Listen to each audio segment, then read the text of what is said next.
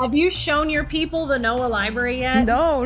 I saw all of this. I saw what you guys were showing in Climate Trails in the movie. Oh. This is all you guys, man. I just know that shit exists. I feel it. I taste it. I cough up metal every morning. I know it's happening, and it's sort of just like an innate thing for me. I don't have the brains that any of you have that have been talking on this topic. No, I'm just more like, I'm just a mom, and I'm like, no, I don't like this. I don't think this is supposed to be what my kids are breathing in. And I remember laying on the grass when I was little. You have the brain for it. You're just not in it all day, every day. It's okay. I'll let you guys talk about it.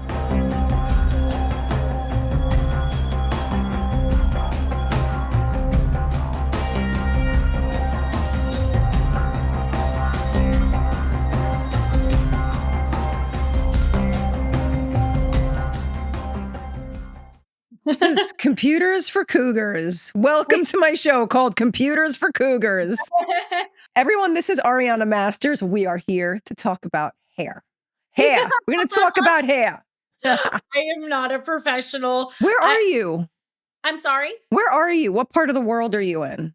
So, okay, I'm not going to get too specific. No, of course. I want to know your address and your coordinates. I'm in like the middle. Honestly, I go between like the middle of the country and LA all the time. So I'm kind of in both areas a lot. In fact, I really wish I would have been there around now because I would have just come to you in person. Well, next time you come, you should come in person because this is not like a regular podcast. Okay. We're figuring out what we're doing, and eventually it'll be out there for the 4 fans that I have left after I came out of the closet as a total psychopath. I'm just kidding. As a white nationalist, sorry. I will tell you the names they call us in advance that obviously Sopranos was like one of the biggest shows ever. I regret to inform you, I have not seen it. You haven't seen? That's okay. How old? You're young too. I haven't seen, honestly, I didn't really grow up with the TV, and I don't have a TV now, but obviously you can go on Netflix and like Hulu. I don't know if it's on there, but obviously there are ways to watch it online, and I need to make the time to check it out because my family's Italian. My whole family's Italian. Really? Yes. Yeah. I get very excited when I meet a paisan. You're Italian. It's how do you say your real last name then? So my family name is Sabatino. Oh, you are you're a real Ginzo. Yeah. Sorry, I'm allowed to say that. But maybe I'm not because you're Italian. Maybe you don't like it. I don't get offended by literally. And you could say nothing. I got picked on a lot in school. It was very good practice. Oh, you are Italian. Now I'm looking at you and you are Italian. I see it. You're an Italian lady. You got the mouth. Where are you from originally? I was born in New York. Oh, okay. So you're New Yorker like me. Same. Well, I mean, I grew up in Florida though, so it doesn't really count that I was born in New York. So you're like a real Southern girl. Yeah, South Beach, Florida. Ooh. But yeah, it was my family, they I mean, my great grandfather worked in fact, I can show you. He worked in probably a lot like your family. Hardworking people, worked factories. My great grandfather made this kind of. I love that. And we had a lot of that growing up. Yeah, and my grandmother was a seamstress, died at her sewing machine at a sweatshop. So wow. Wow. What's your family like? Your history? They're mafia. I mean, I may as well just be out with it. My grandparents, my dad's grandfather came over from Naples with their kids. So they really came from over there. But my mom's family was Harlem, born and bred Harlem. I don't know how many generations of Harlem there was, but her father was a made guy, and he died at 50 with his face in a plate of spaghetti at the track. So not much different than dying in a sweatshop and with your face in it. That's more noble. At least you were making something. She was creating something. But I mean, spaghetti. I mean, it's one of the best things you could possibly eat, you know? Yeah, I don't know. I don't know about him though. I didn't know him. I didn't know either of my grandfathers, but my parents, my mom's was a playwright and my dad got out of Mm. that world and started manufacturing furniture and making really beautiful old furniture like the fork. Like What the about your fork. chair? What about your chair that you're sitting No, in? Is this that a is family? these chairs, it's so funny. It's pretty epic. They're like super rock and roll chairs, even I though love it. they're very patriotic. But when I first moved into this house, my dad took me shopping at the flea market, the Rose Bowl, and I was like, I want those tacky chairs, and they were covered in black vinyl. And the guy that sold them to us said, and they were disgusting. I mean, they were Oh, really? disgusting. And the seat on the king's chair, because the king's chair is next to me. I'm in the queen's chair. There's a huge one next to me that my dog is on. I wish I could show you, but I can't spin everything. Oh, he's so cute sitting there too. But I'm looking at my dog too. it was Dennis Rodman's chair, they said. And I think he Wow. might have been having a lot of sex in the chair because that's what these chairs in the black vinyl were a whole other thing. And I covered these like 25 years ago with these tea-stained American flags, but you can't find them anymore because it looks so old. I And know they're that I know the icon up there. Gosh, I'm which probably one? I can't really, it's kind of blurry for me, Oh, but the one here? right over your head, yeah. Oh, I need to take a look myself. It's very I've seen it before. I Oh, mean, it's not very Bavarian looking. if you take a picture of it for ChatGPT, ask it to identify it because I mean, you don't have to do that now. I Oh, I just don't know how mean, to do, I don't know how to do that. oh Com- no, Computers for Cougars. Welcome to Computers for Cougars. we're That's gonna go me. over how I to don't get ChatGPT and take pictures with I know it. Eric said she's going to share her screen. I was like, "What? She's going to share her screen with us?" I am so excited about the Oh, technology. well, I would Because love to show you some stuff. yeah, I Yeah. love watching all of your when you are spying on the chemtrails, the Oh climate man. trails. What do you call them? Everybody has a different name these days. You know, I call them chemtrails because that's what they were called in the military a long, long time ago. That's what the book was Okay. called. The training Okay. manual. I like it. Chemtrails, literally Chemtrails 101. Because Dane Wigington will say, no, no chemtrails. We can't call it. Okay. But they are. I mean, I just talked to Dr. Kaufman and he was also saying they're chemtrails. They're chemicals, so they're chemtrails. Hold on, because I'm friends with Dane. I got to give him a call and because we never talked about that. What does he prefer to call them? I don't know. I wonder if he's like Sean calling them climate trails. I mean, I call them the demon trails. Now I just call them sky spray. But I guess the chemtrail, like the onus on that is like the tinfoil hats. It just sort of cancels out the idea of it being something that we should really be talking about because people have related to being a conspiracy theory when I mean, it's a conspiracy. People need to be okay with the fact that it is actually a conspiracy, just not a conspiracy theory at this point. Well, that's the thing. So technically on social media, I call them trails because I avoid censorship. So I always Well, say trails in my that's comments. why. Yeah, That's why. I don't like any comment with the word chemtrail in it. Like I'm very cautious with the algorithm. It's the only reason my Instagram blew up so fast was because I was using if I was going to say anything, I'd have it written out in CAPTCHA and I would show it on the screen. So, I mean, Oh my God, I love you. so I have This like, is, you know, oh my God. Because I mine is banned. My Instagram is totally shadow banned. Like, period. They can't even get the lift off. yeah, like, you know, I can't show these words. I can't say these words, but yeah, that's the only reason because I pretty much started the account last year and I only really started sharing weather videos in January of this year. Well, you have And a if I huge following. well, I'm you know, I'm grateful that people care about the subject and you know, are showing some support for that and helping to spread awareness. The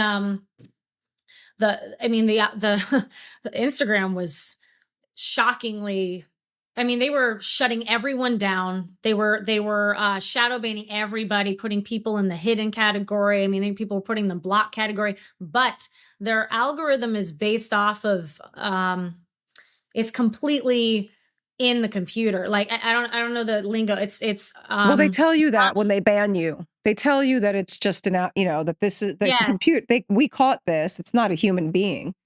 Correct, which is why it was so useful to me because I was able to trick it with this. Whereas on YouTube and TikTok, you can't because I believe there are actual humans watching uploads. And that's why none of my weather videos are allowed on TikTok.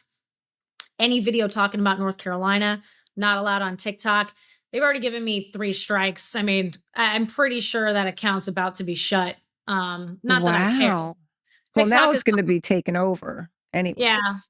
Well, TikTok's the hardest. YouTube is the second hardest. And I would say Meta's the easiest. Instagram's very easy to bypass their Interesting. What censorship. about X? X used to be extraordinarily difficult, especially with weather modification. However, I would say over the last 3 months, there's been pretty decent shift. My videos could, get over 1 million views on there now, which is before they were clearly being shadow banned because they were only getting maybe 7 views, 17 views. Only 3 years ago? I mean, 3 months ago? How? I mean, what about this whole, the guy that bought Twitter X? You would think that there would be a free flow of information, not quite. Yeah, no, I'm not so I don't know because he's I'm speaking in code like you now. he's got he's got a lot to deal with. That man has a ridiculous amount of huge companies that he's operating simultaneously. He's got a lot on his mind. I don't know how locked down X is. I don't know the kind of people that work there. I also don't know. I mean, Musk hasn't ever spoken on geoengineering, I don't think. If he did, it'd be huge news. For sure, he's got to know one way or the other if they're legit or not. I would say that he probably would think that they are because he hasn't stated that they're not. So I don't know. I would say the number one most censored subject online is geoengineering. It's not vaccines. It's not. It was. It was. It was vaccines during COVID for sure. And during, the whole rollout. But geoengineering has been censored nonstop throughout that whole time and continues into today. But again, at least for now, Meta, I can get past the algorithm a bit, which is fantastic. Let's see for how long. But I am obsessed. I got to learn from the younger folks here that I need cue cards. I'm the only one I know that does it. So my God. Oh my God, look, you have a whole file. I have a whole file. They're organized by type. Oh my God. I'm going to need you to make copies of those and I'll give you my address later. Will you send me those? I'll send them over to you, girl. I mean, I need all the names of the new businesses that are popping up since the election. We need those names in there too, please. I will say that since Trump got in, Meta got so much easier. I mean, now people aren't popping into my shadow banned category in my messages. Now people aren't, I don't know if you noticed this, but before Trump got in on Meta, I don't know if you saw this, but people, even if you were a public profile, people would have to request they would be thrown in the request folder if their account was considered fringe. Yeah. So they wouldn't be allowed to follow people. It would just be I have it all. Yeah, it's all on me. And I'm in the midst of having someone, I can't even use my Instagram right now because they're trying to unblock it and they can't. And I've had to change my profile picture, my profile picture was a picture that my daughter drew of me. So that was considered, for some reason, it's absolutely anything I do. Putting my brand name in my profile was a problem. A screenshot from The Sopranos was a problem. So it's everything. None of my content is the problem. I'm the problem for posting that kind of content. And I've posted a lot of stuff that disappears. Stories disappear. So don't hang on these stories. They won't even show me what's wrong with the account. The only time I managed to get any headway with them was when I posted this kid that I was helping who was vaccine injured in the military. I need cue cards. I can't. Well, I just said what I said. And now this is never going to be seen. I may as well just keep this in my pocket. But when I posted her GoFundMe and the thing that her brother wrote about her journey from, you know, jumping out of airplanes to save people in Afghanistan to not being able to walk, I got a ban again. I got flagged for the post that it was misinformation. It's like I'm telling someone's story. It's not misinformation. That's really vile. And I commented on it basically saying, how dare you try to come between this girl being able to get help and like what kind of you think you're protecting people from cyberbullying, and look at Yeah. what you guys do. So when I went balls hard like that on a story post, that was the only time that post got reinstated. But since then, they never take away my red check marks, like you are banned from this and nobody can find you. So we can't do any business on Instagram. So I've moved over to something called Passes, which is like a fan page Yeah. where I can DM and sell things. They have a shop in there. It's way different. It's actually really cool. And it's a lot of influencers and like different people that do different things, and people subscribe to it also. But I know you're on Substack. I'm on So Substack to host my Daily Radar show, which is I can't trust YouTube to host that. They'll close my account. So yeah, and actually I am switching gears with that. I want to make it a free. I want the show to be free. The goal was always to make the show free, but I needed to make sure that I could raise some more revenue. Like I needed to generate revenue in order to allow myself to make that free, because I do need to pay the bills. So but I think I finally figured out a way to do it. So I'm hopefully going to put that out there for free I'm going to put it everywhere. And if I get shut down, I get shut down. So we'll see who keeps me up. But yeah, every single day, I I cover think that radar. you need to be the weather wizard. You need to be on like I think it was even Sean that was like I said to Sean, let's do a news show on your network. Just do like a full I'll be I'm, Rosanna Dana. You will be the weather wizard. And when it's your time to do the weather, it's like you're like a psycho to bring it, and it's only about the chemtrails and geoengineering. I mean, so that's the only fun. fucking weather we need right now. How they're going to conspire it against us. Well, I mean, I love that idea. So, on Instagram I'll share certain things in certain ways. On my show, I go, cuz here's the thing, there's no record. So like, do you ever see the Nexrad? I show the yes. towers. Okay, I so was following it before I found you. I okay. don't follow it like you do, but and you have to tell me if this is true.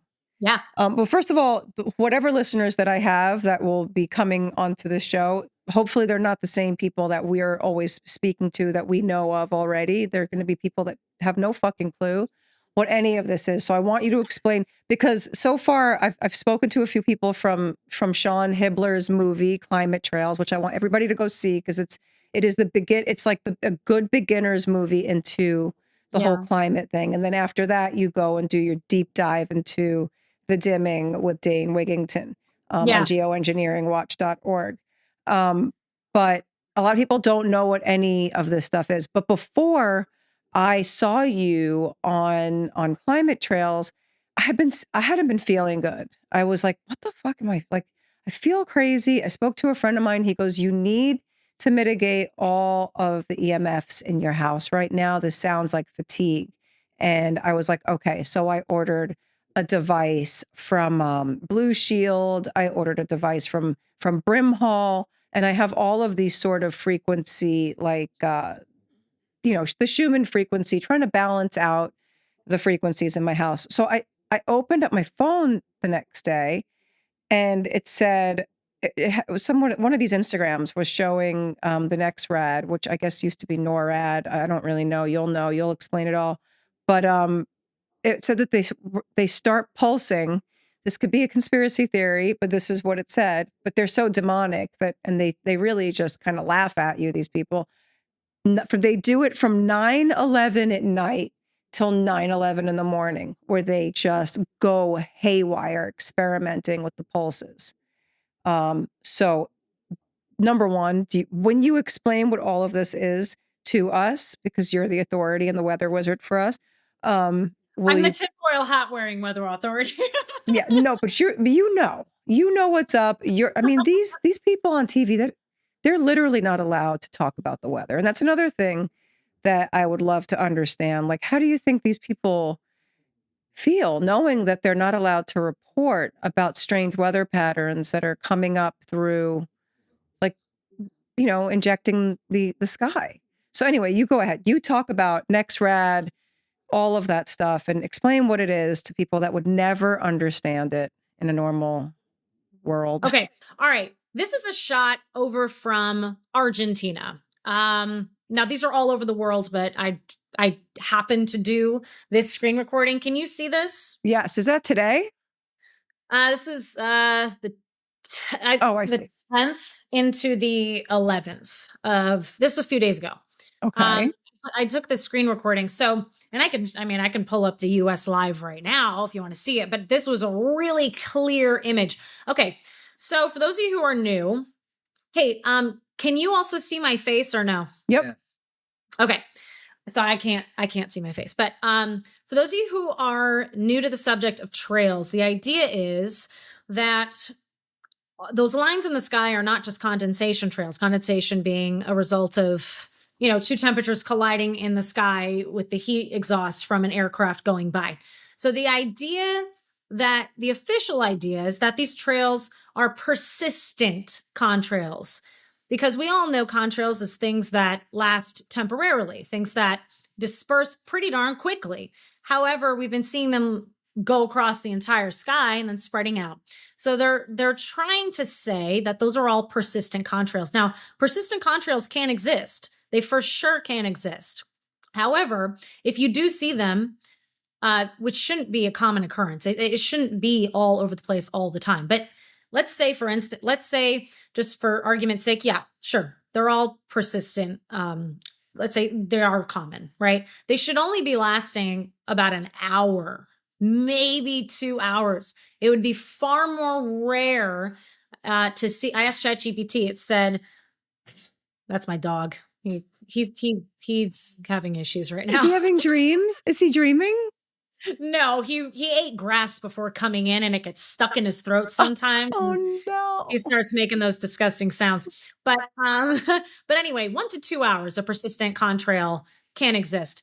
Now, 3 to 6 hours, it can happen in the natural world. It can happen. It's way more rare. The absolute maximum in like the pristine environment, absolutely perfect, very rare, would be lasting 6 to 12 hours. But here's the thing.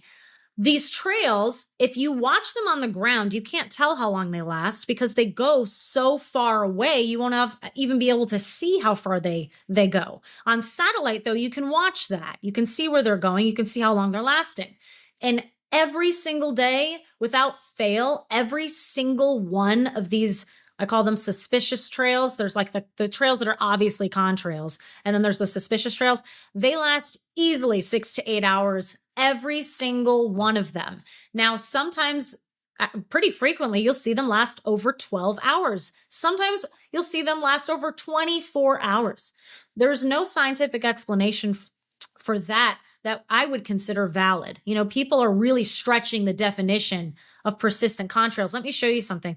So, do you see these lines here? I don't know what the resolution you've got over there is. Yeah, I really was like, how the hell is she seeing the fucking chemtrails on the radar? And I never noticed, and I see them all now. I would never pick that up. Yeah, so look at this. These just got left. I'm calling this hour 0, and I'm being very generous because these trails started before this, but here's where you can actually start to see them. Look at this. And this is editing. So 3 hours, 4 hours, 5 hours, 6 hours, starting to spread out, 8 hours, spreading out still, 10 hours, 11 hours, still spreading out. Now you're seeing more get laid over here. You got freaking all this cloud, all this precipitation. You're at 22 hours now, 24 hours, and it keeps going if you So scroll that's elsewhere. when they're just laid out, when they're just dispersed from the planes, right? When they're skinny like that, because then Yes. they Yeah. expand and then turn into what those big. Yes. So, and here's the thing, and this I'm making a video on this because hey, stop licking my food. My cat. But she's obsessed with any fat items. Oh, and you can see the cloud cover here. But then it gets dark, so it changes. But in the beginning, you can see. So, Look at yeah, that! Holy shit! I've never yeah, seen that. You know, when yeah, I'm flying, I'm obsessed with watching the weather patterns while I'm flying because I want to torture myself because I'm so afraid of turbulence. And it's crazy. I can't see. I don't see that. But you're looking at something totally.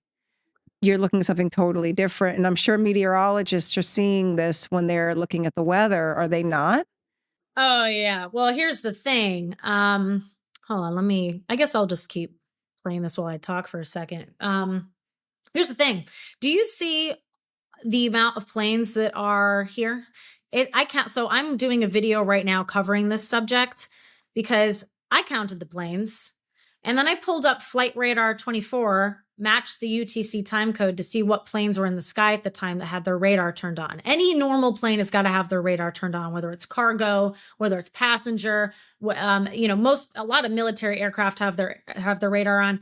Okay, when I pulled up the Flight Radar 24 for this time code, any naysayers, I mean, when I put out that video, how are you going to watch that and explain the fact that most every one of these planes was undetected? It wasn't disclosed on the radar. If these are Why? just passenger or cargo aircraft, why are nearly every single one of these? It might be every single one. I'm still trying to dissect this particular shot, but they're not on radar.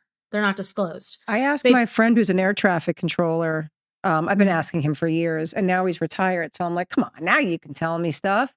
I But ha I have American Airlines pilots and Southwest pilot. I have a lot of big pilots that tell me they believe these exist, and I have some of them sending me some interesting Nexrad stuff too while they're in the plane, flying other passengers.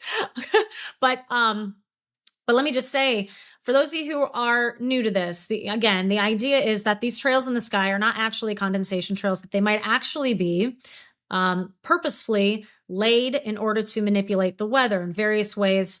The main way would be to lay down certain particulates that react in the atmosphere to create a lot of rain, but also it can also be a rain suppressant.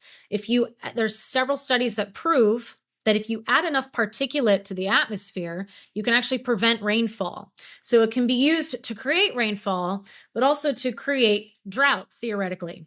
yeah, like a And these desiccant. particulate Yes. So these particulates are made up of, gosh, there's so many. So in the documentary, The Dimming, which I highly recommend everyone watch, yes, go check out Climate Trails, but specifically in The Dimming by Dane Wigington, you can go watch it for free on YouTube. It discusses some of the things that he puts on his website. One of those things being he took flying laboratories up into the sky and flew into trails all over the country, not just one area, but multiple. They did live air sample analysis and found the rampant contamination that we're finding in the rainwater, in the soil. Okay. And and the reason that's significant is because when we do rain samples or we find stuff in the soil, we can say all we want, but people will come back at us and say, well, why do you think that's falling from chemtrails? Wouldn't that make more sense that local factories are putting this pollution into the air and then it rains and then it comes back down? Yeah, well, he went up above all of that pollution, went straight into the trails, which are often left, I mean, in the stratosphere, much more calm area. Although Dane says they're all left in the troposphere. I don't know if I agree with him. We'll have to talk about that. But regardless, yeah, he took direct samples and it exactly to a T matched the samples in the rain and the soil, meaning loads of aluminum, loads of barium. In fact, I just did a urine sample on myself and it came back loaded with barium. It never had it Really? before, so got to be new. But anyway, and cesium too popped up too. And that's also found in trails. But anyway, yes, so that's the theory. And I'm not saying that that theory is 100% true. What I'm saying is, That doesn't sound don't like a we owe it, theory. don't we owe it to humanity to find out one way or the other? So it's hard to find like these, if these actually are pilots. They could be not pilots. I mean, planes can be flown from anywhere without a pilot. It's hard to do that stuff, but what you can do from home is you can watch every single day. Check your skies out on, like, that's why I'm doing this. I'm doing this for myself.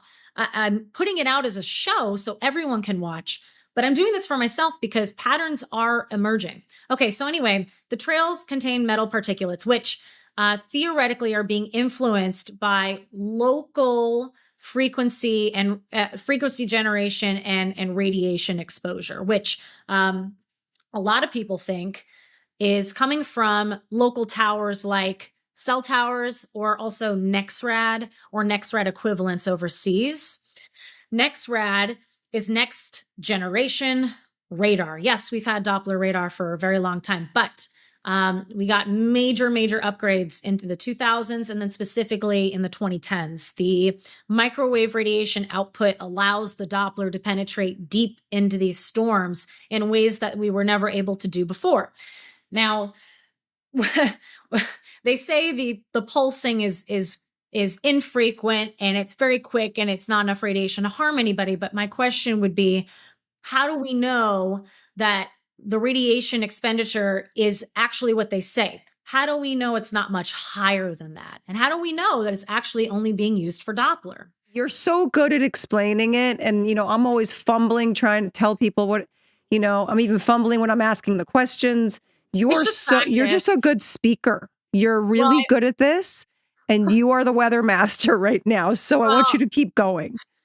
Well, I appreciate that. We all speak well on things we talk about regularly, and this is what I talk about every single day. So, Amazing. Why hey, did you decide to do this every single day with the weather? Is this your main thing? This is your number one thing? I'll get to that in a second because that's a whole Okay. freaking thing. But I do want to show you this. When you showed me that pattern over there, how many planes is that doing that? And do you really think I counted over? This is very fresh to me. Like I just I think it was. I think I counted at least 30 in one planes? spot. Yeah. So how do they do this when there are commercial flights being flown? I mean, these are not commercial planes crisscrossing the sky like this. No. No. And when Kennedy said that recently, I was like, did you really just say that commercial jets are there's some kind of something in their jet fuel? I was like, you did not just say that, Kennedy. Please. No. So I will comment on that. Hold on. Okay. All right. So this might be a good example. I'm trying to show people an example of like rippled radar. I call it rippled radar. That's totally not a real term. I know what kind of clouds that looks like too. Because yeah, they can. Yeah, they're and it looks like they're being conducted. Here we go. Okay, so guys, this is just an example of what this is literally like. This is right now. This is right now at this very minute. 10 minutes ago, technically. It'll probably update in the next second here. But well, you better let me know what kind of weather we're getting tonight because it looks. Yeah, I'll check. Well, I have to look at the trail map for that and talk about internet. I need great internet to load that the way You're going to do. tell us what kind of internet you have because I'm curious about that too. But tell us about this, about America. Okay, so the trails. The idea is that the particulate interact with exposure to certain things like frequency or radiation, and this is what I say every single night on my show, so this is fine. I usually say that every single glow you see here is a Nexrad radar station. The official statement is that's just simply Doppler radar helping us track weather systems, give us forecasts, things like that. But the conspiracy theory is that these towers are used to manipulate the weather in various ways. One of those ways being utilizing that already built-in microwave technology to heat up certain areas of the atmosphere, which can do one of multiple things. One of those things being it can obviously create theoretically create heat waves, excessive droughts, make areas more prone to wildfires.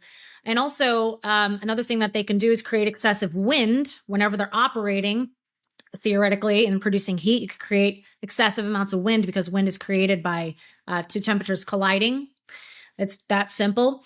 But the most interesting thing I think that they can theoretically that they can do would be in doing so, by heating up certain areas of the atmosphere, you're creating what's called a high pressure zone, and low pressure systems, aka storms, avoid high pressure zones. If you could theoretically create high pressure zones as a barrier, you can create a path for a storm. That theoretically would be how you could steer a storm. So this is probably the most mysterious part of all this, because not a lot of people really know how exactly it's being used. But people who watch notice that there are certain things that are creating. For instance, I've been watching this I've forced myself to make sure I watch this every single day since I started the show in March. And I was watching it sporadically before, but now I'm watching it every day, and I'm noticing things I would have otherwise never noticed. For instance, somehow I'm not a meteorologist. You will be soon. I'm going to go to school for it. I am going to do it. I mean, you must. I have to, because I can't keep not being one when I'm saying this stuff. I need to have credentials. But I'm able to predict when very catastrophic storms are going to occur simply using Nexrad. In fact, somehow I can look at this and tell you exactly where the chemtrails are, because I've been watching so much that I know what these areas look like when they have trails. They look different. And, in looking at trails now, I'm able to predict certain things.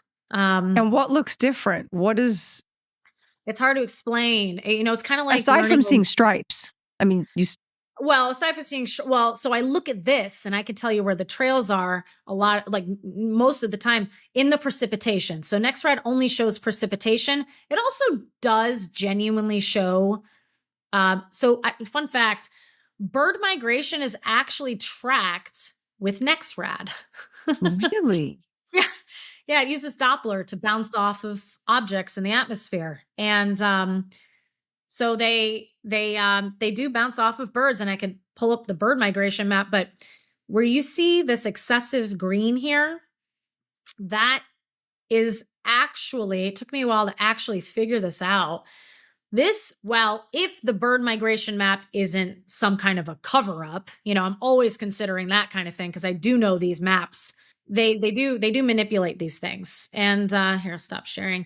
But yeah, they are birds. The green. So that is why do they need to have that? Is that important to the airplanes that taking for commercial travel? Like what? I don't know why they would track birds. I mean, I will say the green, I'm specifically referring to the green, but this is a brand new thing for me to really compare. I've been comparing the bird migration map and the Nexrad map because I've been trying to figure out what the heck is that green stuff moving into the Gulf. But okay, I'm getting off track. But the Nexrad, I want to know about these fucking birds now. I'll tell you. I want to know about the damn birds. But wait, I do want to ask you one other thing though, along with the Nexrad. Okay.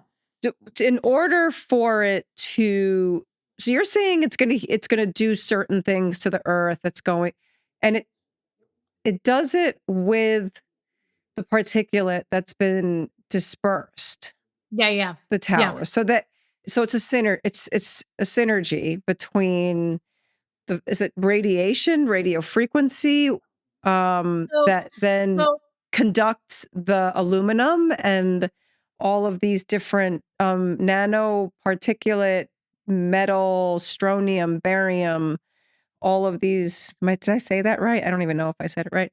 But then we have HARP, yeah. which Okay. a lot of people don't know about, but I guess they all really it all kind of it's orchestrated in such a way. And is it always orchestrated that way, or sometimes they can just do it with do they ever spray trails without conducting it? Do they just do it to block the sun?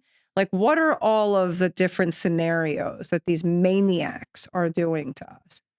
Okay. So can you see this is not high resolution just because I'm pulling up I a see show it. one. That Okay. looks So see good. that ripple? Okay. I call that rippled radar because I give these things. So the meteorologists will say that this is called an artifact. An artifact is like a reflection off of birds or insects. It's not physically present in the actual real world. It's just appearing on radar. And sometimes, yeah, that's absolutely the case. However, when I see excessive amounts of this appearing around a storm like I did here, um, every single time the storm is ultra severe, abnormally severe. I'm talking like excessive tornadoes, excessive flooding, excessive hail, crazy winds, micro bursts, cloud bursts, unusual things. I know when I'm going to see something weird in the news when I see excessive amounts of this. And the conspiracy theory is that this pattern here is not actually an artifact that's just appearing on the computer screen, that this is actually a real representation of frequencies being used to bombard storms to manipulate them. And when frequencies collide, you can see this. And this is supported by images that people will take from the ground of their cloud cover, because the clouds will very frequently take on the same pattern in the same direction as the frequency, the artifacts appearing on radar. If a frequency is being produced, it would make the cloud cover change. It would cause them to look like a frequency is being pulsed through them, because a frequency does this, right? And so the clouds would be like kind of separated a little bit. And look, here I can pull up an example. You probably know what I'm talking about because I'm sure you've seen them. But let's see, clouds. People send them to me all the time. Yeah, All the time. when they're like Yeah. looks like a wavy hairdo. Yeah. And I hope I'm not messing with your show by keep jumping in and out. So these kind of There clouds. they are. Yeah. So Yes. I yeah. mean, come on. People fucking think these are clouds. Well, here's the thing. These do exist with like certain wind patterns, certain updrafts can cause this. But when you see this every single time that you're seeing this in the same direction, like it would be doing it in this direction, that's when things get really weird. I'm trying to compile enough data to really prove that. And so that's for those of you who are beginners. I know that's a lot, and there's so much more to go over with Nexrad. I'll say that there's like these before fires. I can usually tell if a wildfire is going to ignite because within 48 hours beforehand, I see this. There's a very specific type of signature that'll come off the towers beforehand, and then all of a sudden a wildfire will ignite. There's like this whole spiral radar that comes out of South Carolina before they've got a fire starting. And now I've learned to recognize that pattern and know that a freaking fire is going to start soon. Lots of really strange things come out of Nexrad. And another thing, the trails and Nexrad, before major hurricanes hit land, for some reason, time and time again, they cut the feed to it every time. and I called them out with this last hurricane because I said, Noah, if you guys cut the feed to your Noah slider, I'm gonna make a big stink about it, and I'm gonna make sure everybody knows. And I shared the video on it, and guess what? They cut the feed on the exact day I said they would. Tell them what NOAA is. What is NOAA again? What does it stand for? National Oceanic. Oh man, one second. But it's where that's where you see the Oceanic. Oh, duh, an atmospheric administration. I couldn't remember if it was National Oceanic Administration of some, but no, National. And they have a library, right? Oh yeah, they do. And guess what I did? Oh my gosh, girl, you're getting into all of it. So, have you shown your people the NOAA library yet? No. I saw all of this. I saw what you guys were showing in Climate Trails in the movie. Oh, okay. So yeah, that's what I was. Yeah, so this is all you guys, man. I just know that shit exists. I feel it. I taste it. I cough up metal every morning. I know it's happening, and it's sort of just like an innate thing for me. I don't have the brains that any of you have that have been talking on this topic. No, I'm just more like, I'm just a mom, and I'm like, no, I don't like this. I don't think this is supposed to be what my kids are breathing in. And I remember laying on the grass when I was little. You have the brain for it. You're just not in it all day, every day. It's okay. I'll let you guys talk about it. You don't talk about it as much. When you talk about, I just ask questions. That's smart. Yeah, that's what's good. Very but good. Then, I'm not someone who likes to go and debate anybody. I don't debate my friends on things. If they believe a certain thing, I'm like, that's your belief and that's cool. And I don't care. I just hope you still want to be my friend because you know that I'm on the fucking news talking about this, that, and the other thing. I don't have a tendency to go head to head with people who have very different beliefs. I don't feel like that is my style, but I'll do this now so that they can hear me talk to people that do know how to do those things and debate and whatnot. And hopefully it'll shed some light on some of the people that I know or people that are like people that I know that are just completely, I mean, look, we were all like super crazy hippies growing up and I'm still like that. So this was a hippie problem. We were tree huggers. We were the ones who cared about the environment. We were the ones who didn't want to put medicine in our bodies. So now we're demonized as these like psychotic right-wing conspiracy theorists. And I'm like, I thought the people on the left were the conspiracy theorists, but what happened? Why are all our labels why are we inverted now? What's going on?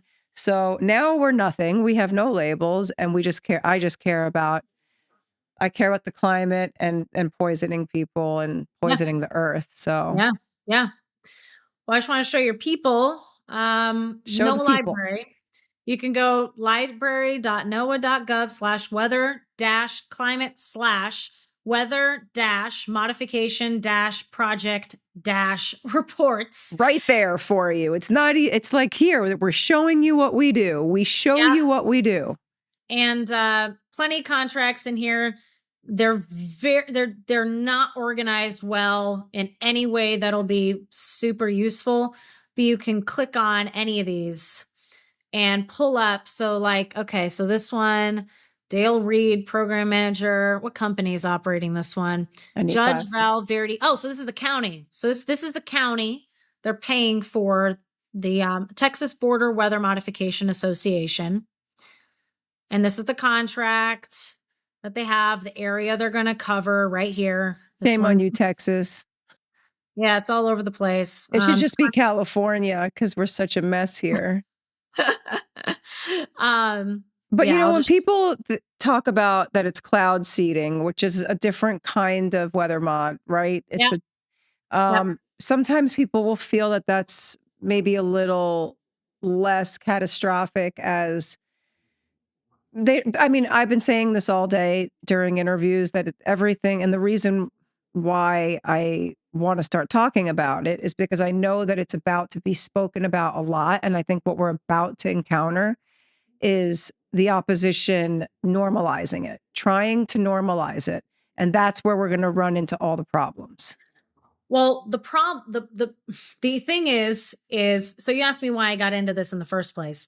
So I grew up in South Florida, and for those of you familiar with Florida, you know that it's extraordinarily flat. You can pretty much see as far as the eye can see, really, in every direction.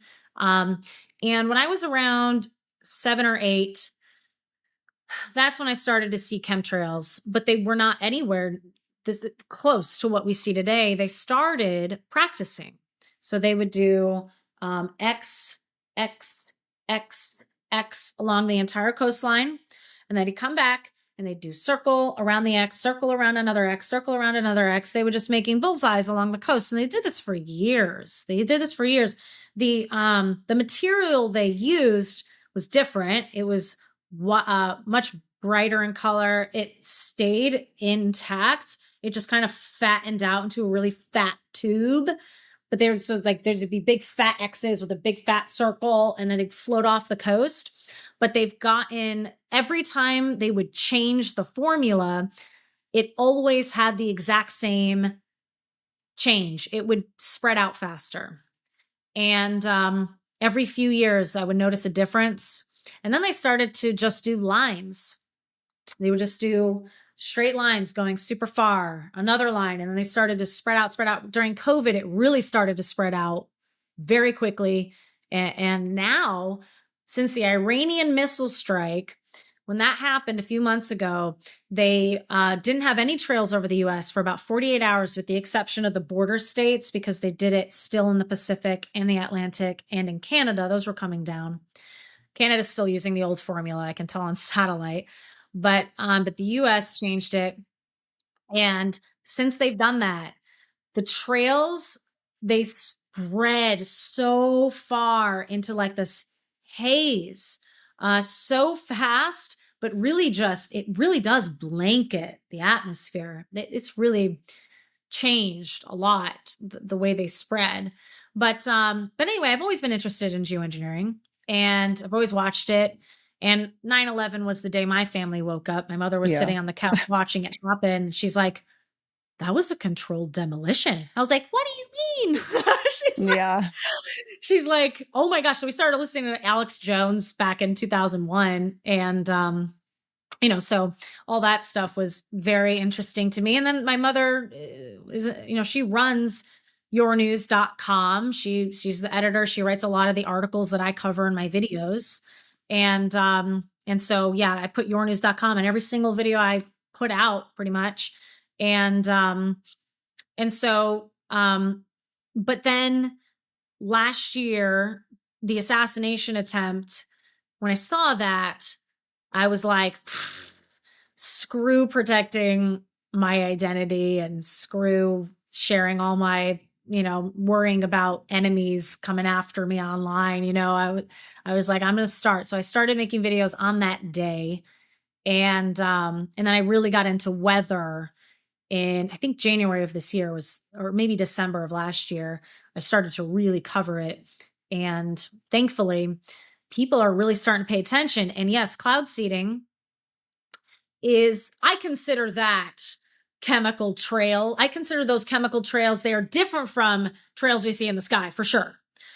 But they can justify it a little bit in their minds. They can justify it for the snow packing or for a drought, but they're conflating the two, and it's not good, because we can stop. So, okay, cloud seeding contracts, right? That's what I just showed you, and you've seen that.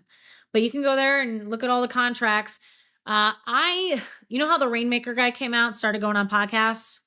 Yeah, Kristen was just telling me about it too. It was everybody is unnerved by this kid. And I have a theory about why he's out there so much, because I think a lot of kids are going to start talking about it. And kids are, because kids are into politics now, and kids are into the conspiracy theories. And now they have this young, cute kid who's out there, and he's going to speak to the kids. But I mean, good luck getting through like Tim Pool's crew and all of them. And that I reposted that because it was Shane, and I love Shane Cashman, and he's a friend of mine. And he is all about the clouds. He and I can talk about it for all day.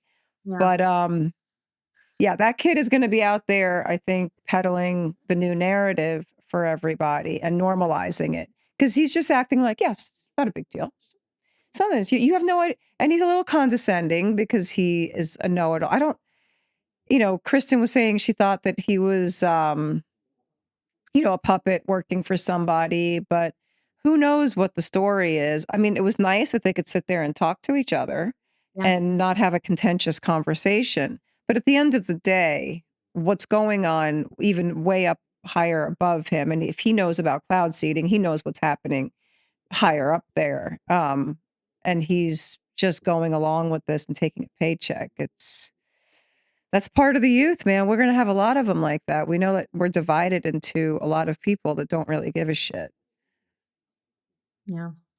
I my perspective on him is I think he might actually I'll be totally blunt with you. I think he believes most of what he's saying. I think he thinks that it's fine. I do. I think he thinks that it's fine. I think he's this whole silver iodide thing. I don't believe it's just silver that they're burning. I mean, we have an entire you can go to iceflares.com. Here, I'll show you because it's freaking crazy. But still, I mean, that amount of whatever, if it's like synonymous with Yeah. any kind of explosives, and then that being in your snow, and then that being in your runoff, and that going into your water. I mean, and there's more than silver iodide, is it not? I mean, that's an archaic, I think that's the old school. Oh shit, look at that. So iceflares.com is just one of the many companies out there making what's called flares. So cloud seeders, they run off of smaller aircraft. They're like small private planes with these things affixed to their this is all the countries they service. Let's see, products. But they're not benign because I mean that can cause Helene. That can cause something like that. Am I wrong? I don't or any kind of flooding, maybe Texas or If we were to talk about strictly cloud seeding, which like here are the couple products that they sell. I mean, you could yeah, I don't believe that it's only silver iodide in here, but even if it was just silver iodide, silver is a heavy metal. Yeah, it's beautiful and it's in jewelry. It's a heavy metal. It accumulates. It's not going to disappear. They talk about small amounts being injected into the atmosphere to encourage rainfall in the area, but you're right, that's not benign. And by the way, this company is owned by the same company that owns, let me pull it up, weather modification dot wait a minute, hold who on, owns all the companies? well, Who I owns can't them all? yeah. Whoa, Safari can't establish, huh? For some reason, that webpage is not opening up. I wonder if they Shocking. closed. I'll have to check it. Unsupported. Okay, maybe it's my VPN. I'll have to check it later. There's a website called weathermodification.com. You can go there. And if you click on their job listings, in every single pilot in command job listing, it says in the qualifications, and I shared this in the Climate Trails film. I think they put it in there.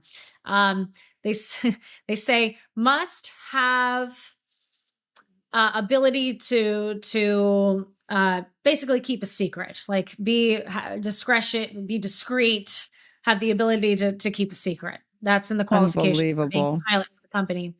But yes, cloud seeding, even though it's not touted as being chemtrails, it's not supposedly it's not said to be loaded with this barium, aluminum, strontium, cesium, all this stuff, but even still, if you, and I'd love to have this kid on my podcast, I'd love to talk to the Rainmaker kid about this, because yes, oh, we're just encouraging rain in this area. Yeah, but the problem is that moisture may have not dropped in that area naturally, but eventually it would have dropped somewhere else. So you're encouraging it to drop here and causing it not to drop somewhere else. You're messing with the moisture does, like, you're messing with where things would have fallen naturally, and I think we're seeing a lot more drought, a lot more flood, and yes, we've had cloud seeding for decades, and the NOAA library, there's about 2,000 contracts in there. I downloaded every single one of them, and I paid a kid, a like he's like 21, to to input the information from every single one of them into a spreadsheet, and I have the spreadsheet, and I'm going to publish it, because what the NOAA library doesn't do is they don't allow you to search by company.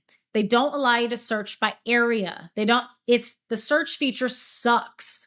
And I'll tell you what, Rainmaker holds very few contracts in this country. Very few. Where is he? They're a small startup. They're a small startup, and he's trying to make a name for himself. And he has. He's successfully done it. But like, I still think that there is something behind that. I don't know. There could be. I mean, he is a young kid, and he's very relatable with the younger generation. But at the same time, I also think he might just be pretty smart and might want to make a name for himself. Maybe he's been allowed to come out of the woodwork in a way that media's covering him. You know, if they wanted to keep him back, because there are people who talk about it like it's a good thing. There's entire groups that believe in solar radiation management. But they're not in the media, but they're putting this guy in. They're allowing him to be there, whether or not he's in on the whole plan. You know, that's questionable. But for sure, they're encouraging him in the media. Well, yeah, because everybody wants to talk about it suddenly, and like I said, you know, like they're really going to try to normalize it, and they're going to use this cute little kid instead of, you know, Bill Gates minions out there talking about it, and make it very palatable for the younger generation, and even women my age, you know, oh, look at this young boy who's, I'm acting like I'm a grandmother. Ow, look at this. Yeah. But you know what I mean? Like when I saw him too, I was like, oh, I mean, I'm always looking at everything from the angle of what's the play here? Like, this isn't actually not very, this is not a very normal thing, but I think they're trying to normalize cloud seeding so that they take the attention away from the stratospheric aerosol injection topic. I think they don't want that dealt with, because I think that is the great conductor. I mean, I don't know how, but then again, I don't know. Does cloud seeding, is it also manipulated through the towers, or through silver is, I believe, the second most conductive metal there is. Number one being copper. Oh wait, or is copper number one? No, so I think silver's number one. No, silver's number two. It's one of the top two most conductive metals out there. We'll talk about it. I just want to show you this. Can you see this? Hold on, let me put on my readers, girl. I know. Here, maybe you can zoom in. No, I got it. I could see. Maybe I can zoom in a little. No, I'm bit. good. I'm good. Okay. I just want to make sure that you guys can see it. Clark County. Don't mess with Idaho. I'm still working with the spreadsheet of 2,000. That's why I haven't published it yet. But I'll just scroll through, and you can see the companies that have contracts in the country. And you will barely see Rainmaker even appear. Obviously, RHS has a ton of them. Weather Modification Inc. has a ton of them. Have you heard of Santa Ana Watershed Project? Yeah, Watershed Project. Catherine was talking about that for sure. Yeah, well, no, just because it's here. You know, it's like right here where I am. Atmospherics Inc. Yeah, they're actually, that is on here actually. So a lot of Idaho, and you know, I was bummed out because I went and looked at houses in Idaho, and I was like, Jesus, what are they doing here? This is in alphabetical order. There's 2,000 contracts in here. North American Weather Consultants has a ton. Pacific Gas. So where's the kid? The kid is where? Does he have contracts? These are all of his contracts ever. Right here. Yeah. I think it's suspect. We need to find out who he's working for and what his bloodline is. Western weather consultants. Anyway, so I'm still going through that. How do I stop sharing this? Okay, there we go. We need to know But what bank he's working for. yeah, but this is gonna that spreadsheet's gonna be freaking huge. So I need to make sure Wow. it's really well organized because I want people to see what. Oh, you know what? Whoever's watching, and this is not like a promote me thing. I just mean go to arianamasters.com and put your email on there. Because if you want to see the spread, like I'm going to email it to everybody. And again, it sounds like I'm advertising me, but that's literally the You only should place be, because it's the only way. it's the only way I can give it to you. So I'm going to publish it. Yes. I'm going to publish. I joined last night. Well, I appreciate I'm in there. I am one Thank of your you. I appreciate it. your viewers now. Oh, I love it. I love it. Yeah, the show is extremely nerdy, and a lot of the time, nothing Love it. comes out of it, but it's frequent enough that some things really do come out of it. And usually you don't know it until a couple days later when you look back and see what it actually did to the area. But yeah, so as far as cloud seeding, when you said silver, yes, silver definitely responds to frequency, but I do not think that cloud seeding is responsible for the vast majority of issues we're seeing.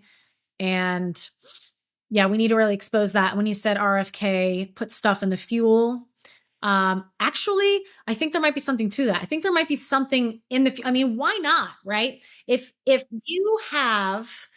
you have, let's say there's this nefarious mission to whether it's terraforming for some alien race, or whether it's Now you're truly, speaking my language. whether it's to depopulate certain countries, which I will tell you, I see trails in very specific areas. It's not the whole world. Well, I want to ask you about that, because I've seen it's everywhere I go around the world, and I haven't been that many places, but it's definitely told a story for how they mark up the sky too. And I'm curious about, because I'm sure you know about it. I don't. I just have questions. Everything about that because I look at every country every single day.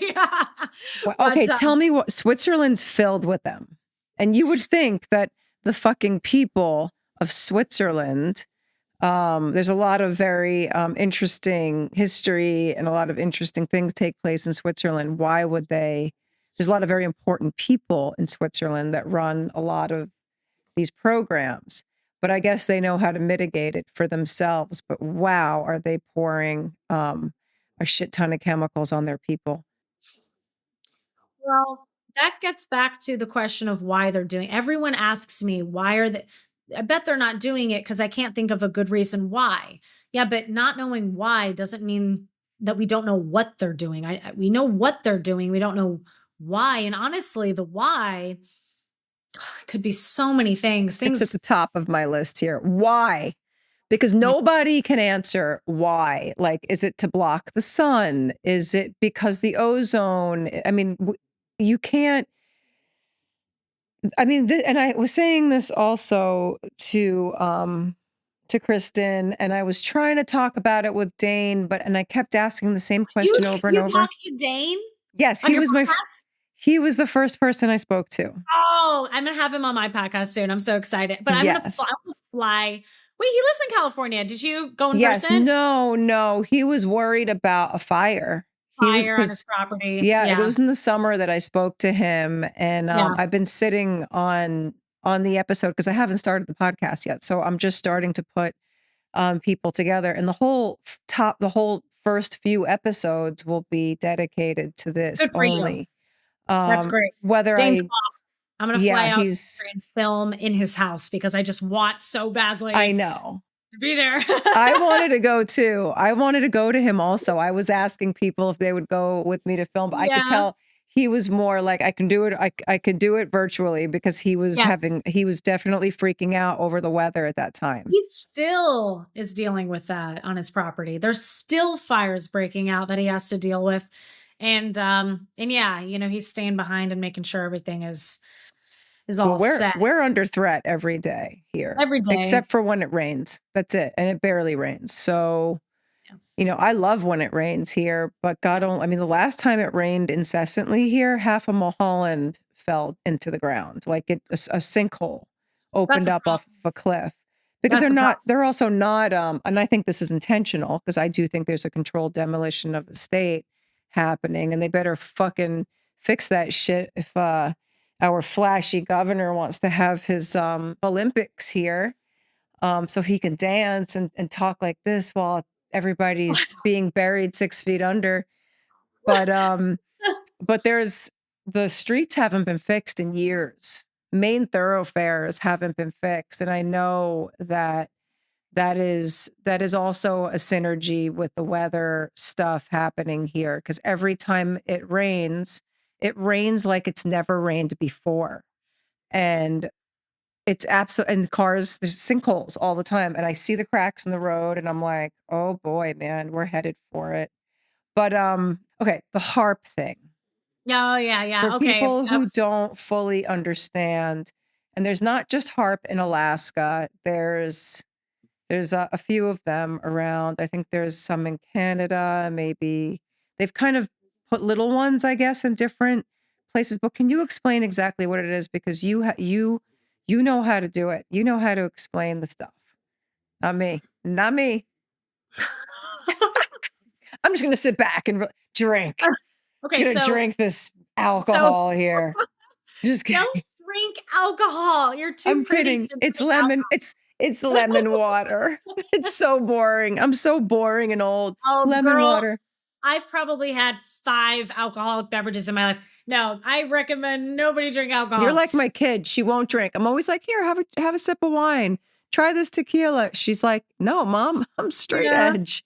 I'm like, Yeah. I Oh, that's love so you. funny. Because I was a Yeah. maniac when I was young. A maniac. But now when My you hit 50, you can't drink anymore. It's done. My parents were brilliant with alcohol. Do you know they very rarely lied to me about anything. I mean, my mother was talking about a controlled demolition the day of 9/11 to my like we were like discussing, okay, what would be the reasons your government will want you to have it? Anyway, but they convinced me until the age I was 20 that I was genuinely allergic to alcohol. Oh, wow. You know what? That's good. Fuck it. So I never had it. And by the time I was 20, I tried something. I tried beer. And by the way, I hate soda. I hate anything carbonated. So when I tried beer, I was shocked. It tasted like soda because it was carbonated. And I never drank it. And then I tried tequila, and oh gosh, that was bad. I puked all that. Did you get drunk? And then, oh my gosh, it was like the Oh, one you time. did. So, I mean, I didn't. So here's the thing, I didn't know. So I was at this little Halloween party that wasn't even, it was just close friends. It wasn't, apparently someone in that friend group spiked the punch with a ton of tequila. And I didn't know. Is it tequila that's tasteless? I can't No. remember when you mix it with fruit. Or is that Vodka. vodka? Okay, then that must have been it. Because back then I was drinking freaking like anything sugar and liquid. I was drinking it, and which is funny because I otherwise I was very healthy, but that destroyed everything. Health wise, drinking liquid sugar. But anyway, I was drinking lots of the fruit punch, and 3 cups in, I was like just gone. No good. Because you never drank.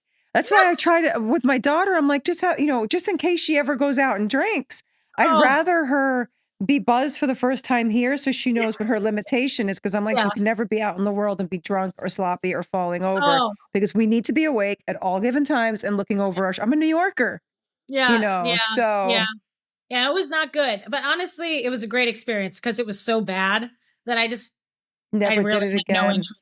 No, Good for no you. interest. Oh, there's nothing worse than having the spins, and Yeah, I it was think constant. about that, and I think about my kids ever drinking, and like, is that gonna happen to them? Because that's never gonna happen to me again. But it's like I don't want my kids to go through that. I just remember being draped over the most disgusting toilet and Oh, not even caring. I was just like, oh gosh. the worst. My friends coming over to me being like, because they didn't know either, and they were like, Ariana, get off the toilet. It's really gross. I'm like, I don't care. Were you at a bar or you were at the Halloween party? Yes, I was getting rid of the alcohol from Oh, my God, face. I remember one time I did a fashion show in New York when I was a kid.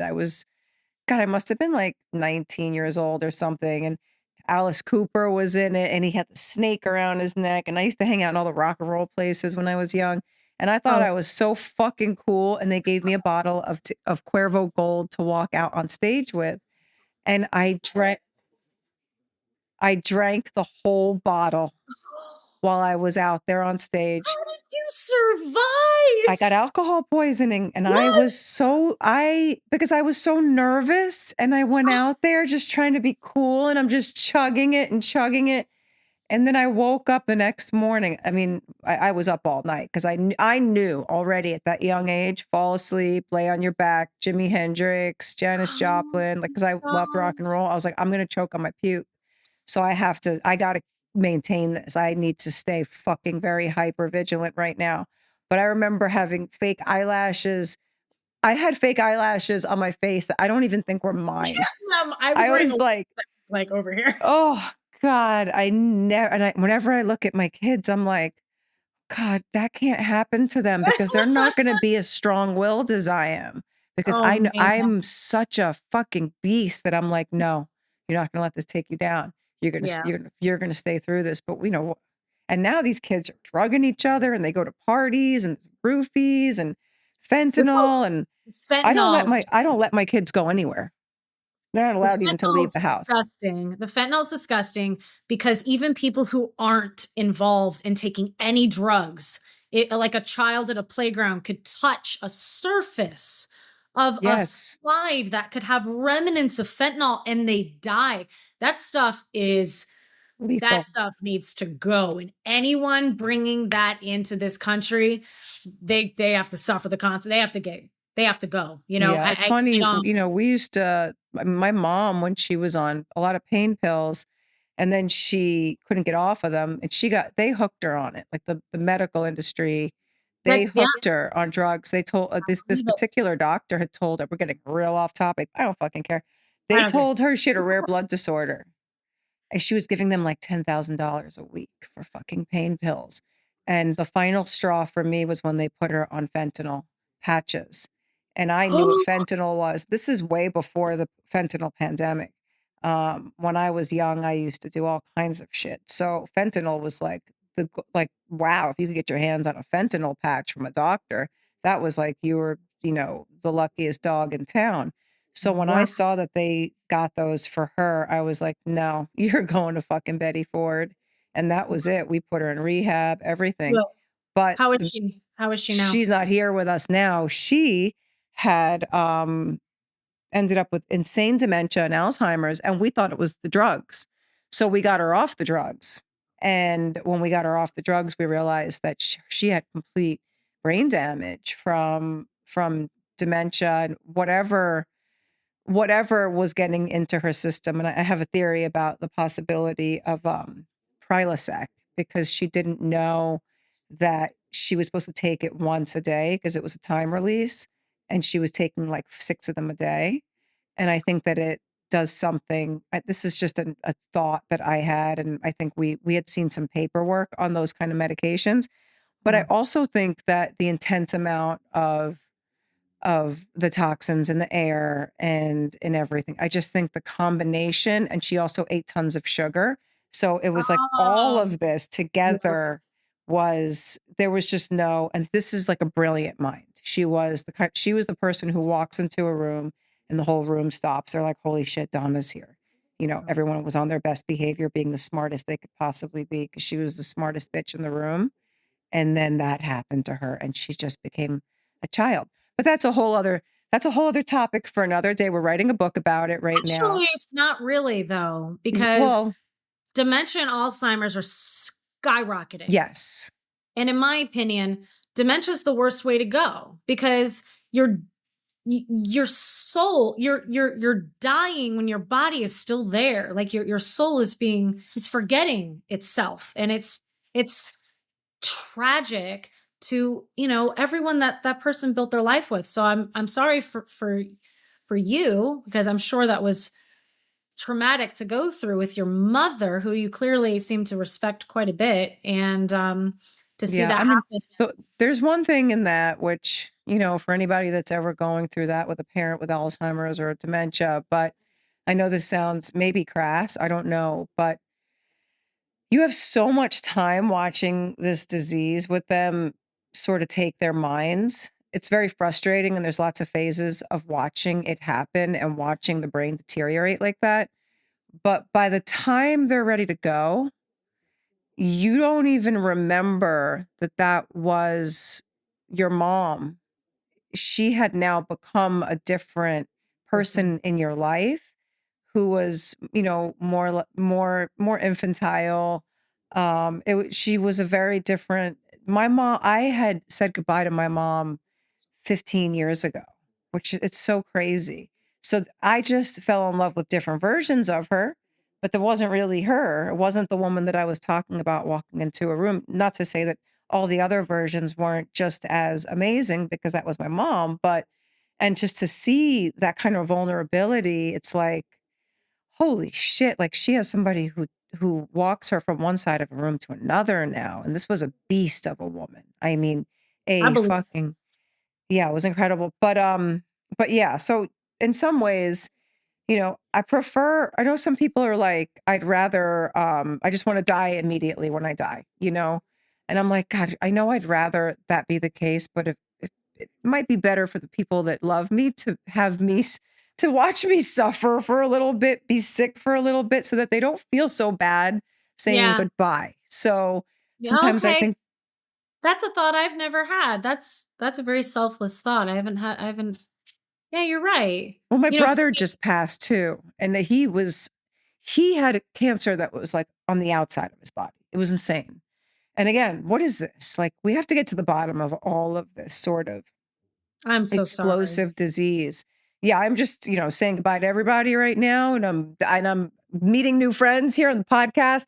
I'm just kidding. But it was very traumatic for my brother's family, obviously, to see him in that state. But they got this time with him where it was like, you know what? This is for the best because he can't be here in the state anymore, as When was opposed he to just waking up. diagnosed?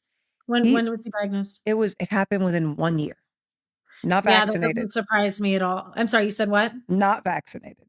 Yeah, So so that's a whole so my number one drive, the reason why I'm covering geoengineering more than anything else is because I care about I'm an anthropologist.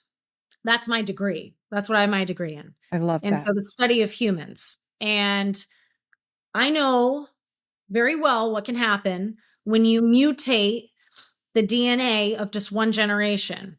You literally alter the course of history, and we're seeing that happening. And the true effects of the vaccine have yet to be seen, and we really won't see the genuine effect for probably and so blatantly, maybe 15 ish 20 years from now it'll become very obvious how much of the human population is gone, and won't and but I'm very optimistic though for a number of reasons, and I can get to that if you want to talk about it, but it probably is good for your viewers to be optimistic too. Always, we always have to have the hope in there. Yes. Oh, I am so hopeful. I'm Me so too. optimistic, so hopeful. I know it's going to be okay. But the here's the thing. The COVID vaccine, I don't believe is the entire problem because I didn't get it. Most people I know, my whole family thankfully didn't get it. And a lot of my friends didn't get it. But so many people I know are getting the same issues. In fact, you and I could talk about the health issues that you're talking about because I'll tell you right now, I'm very familiar with the rampant health issues we have. I'm going to be launching a tracker for that because I want to do the biggest study in the United States on this. I want to do it to track symptoms based off of weather, based off of every parameter possible using artificial intelligence and some other things. But because I think there's something else going on. People, not only, by the way, for those of you who may not be aware, the vaccine is contagious. A lot of studies show this. the idea is that someone gets vaccinated, it starts to alter their actual DNA, and it gets into their saliva. It sweats out of their pores. It becomes essentially the same contagion level as like a common cold, but consistently. So when you touch them, if you kiss them, if they cough on you, sneeze on you, anything like that, the vaccine can, well, a lot of the properties of the vaccine that are dangerous can get into you, not nearly in the same level that a direct vaccination can cause. But the issue, theoretically, and based off of some studies that have come out, it's self-replicating. So if you're not detoxing in the ways that we know how, and we really don't know how to do this super effectively, but if you could, I'm not a doctor, but a lot of studies are showing nicotine's really good at getting rid of that spike. Obviously there's the bromelain, the NAC, the vitamin C, the freaking resveratrol, the magnesium glycinate with the CoQ10, like so many. Keep going. There's protocols out there. I don't recommend methylene blue. I initially thought it was a good idea, but now I've seen studies to prove otherwise and may even cause really bad issues. So I'm not personally doing it. I have the nicotine patch on right now. I've been doing the protocol. And if we're not actively searching for the solution to this, we're going to have some really big die off in the human species. I'm personally convinced, but the reason I'm optimistic is because I know that we are searching for answers. I know people are trying to detox. I know people are searching for better ways to do it. And I know that we've got scientists and doctors out there who are really trying to find the answers. It's up to us. It's up to you. It's up to anyone who's paying attention to really take the time. Instead of watching a movie tonight, go and research, go look up some information. You need to educate yourself because you're a soldier for humanity right now, and you are in a war, and you need to fight for the future of the freaking species. So spend some time educating yourself and educate others. Talk to others about things that you've learned. Get involved in your local freaking governments, even your HOA. Like the more people you talk to, the more this is going to be fixed. And the faster it's going to be fixed. So I know we're going to find the solution, and I know we're searching for it actively, which that's how I know everything's going to be okay. But in a world where all of us stay silent, none of us care, none of us are paying attention, what would happen is people who got vaccinated, many of them are becoming infertile. And if they're not infertile, their children that'll be born are possibly seemingly going to be infertile. So that line is going to stop unless they fix it. But let's say they don't fix it. What happened is their line would stop. The unvaccinated, if they're getting shedding and there's that spike is the DNA from the contagious part of the vaccine gets in there and it's self-replicating and it's replicating, it'll take a few years to the point where you can probably get to the point of being just as bad as a directly vaccinated person. Then you could have the same issue. And then on top of that, we have possible Nexrad. One of the things that it's theoretically doing is operating like an arm of HARP. And HARP is the High Frequency Active Auroral Research Program. Program. Yes. And that's right. Just research. Yeah. Well, they won't tell you what they're researching, though. Have they ever said what they're researching? Have they even given like a commentary about it? Yeah, I mean, they say that they're emitting powerful radio. It's a powerful radio transmitter to study the ionosphere and in the upper layer of the atmosphere. But but they're so secretive that alone should tell you. Well, they're technically closed. They say they've shut down, and it's now just a university since product. The Palisades. Just kidding. Yeah, right? That they say they've been closed for a long time. Was it the last big disaster? Oh no, Texas was the last big disaster. Well, actually, Alaska. Yes. 17 feet waters, winds that are category 4. no, that's not normal. And I did see an excessive amount of trails heading in there with the remnants of that storm that was heading up. They piggyback off of storms. I Yeah. noticed that every single time, if there's an existing storm, they'll theoretically, this is what I'm noticing. I don't know this for a fact, but I do notice that certain hurricanes, there'll be loads of trails in them. Some of them, no, they won't. But like, for instance, the ones that come off the African coastline and head towards the US, um, they usually don't have any trails in them until they get like almost parallel with Florida. Then you'll start to see them rampant with trails. But in the Pacific, I very rarely see any trails inside of those hurricanes, and they get typhoons. And boy, oh boy, do they get a lot more than we get in the Atlantic, because we've got a lot of the Saharan dust coming off of Africa that's preventing the formation of hurricanes right now.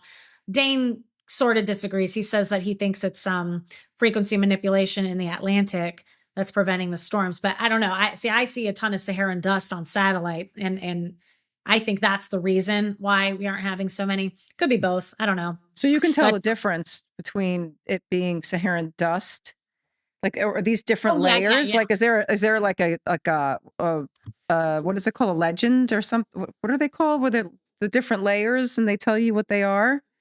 Yeah. I will show you that. So But speaking of Africa, is it true that we have kept water from them by manipulating the weather over there at different times? Is that a theory, a conspiracy theory, or is that some sort of truth?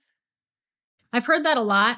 I've personally not seen. Hold on, let me make sure I shut that down. I'm going to pull up a page for you that I pull up for my show every single And day. also with HARP and the earthquakes and Yeah. I mean, So how so much. And I could, oh my gosh. So, okay, here, let me show you the dust that I'm talking about so that you can really see. Share screen. Entire while you're screen. doing that, when we were talking about the shedding, there is this doctor who's amazing. Her name is Anna Maria Mahalcia, I Is she on think. Substack? Yes, and Yeah. I follow her. it's hard. It's hard to read. You know, at one point or another, I thought to myself, maybe I need to not read this all the time because it's definitely like, holy shit. You know, she's a real scientist.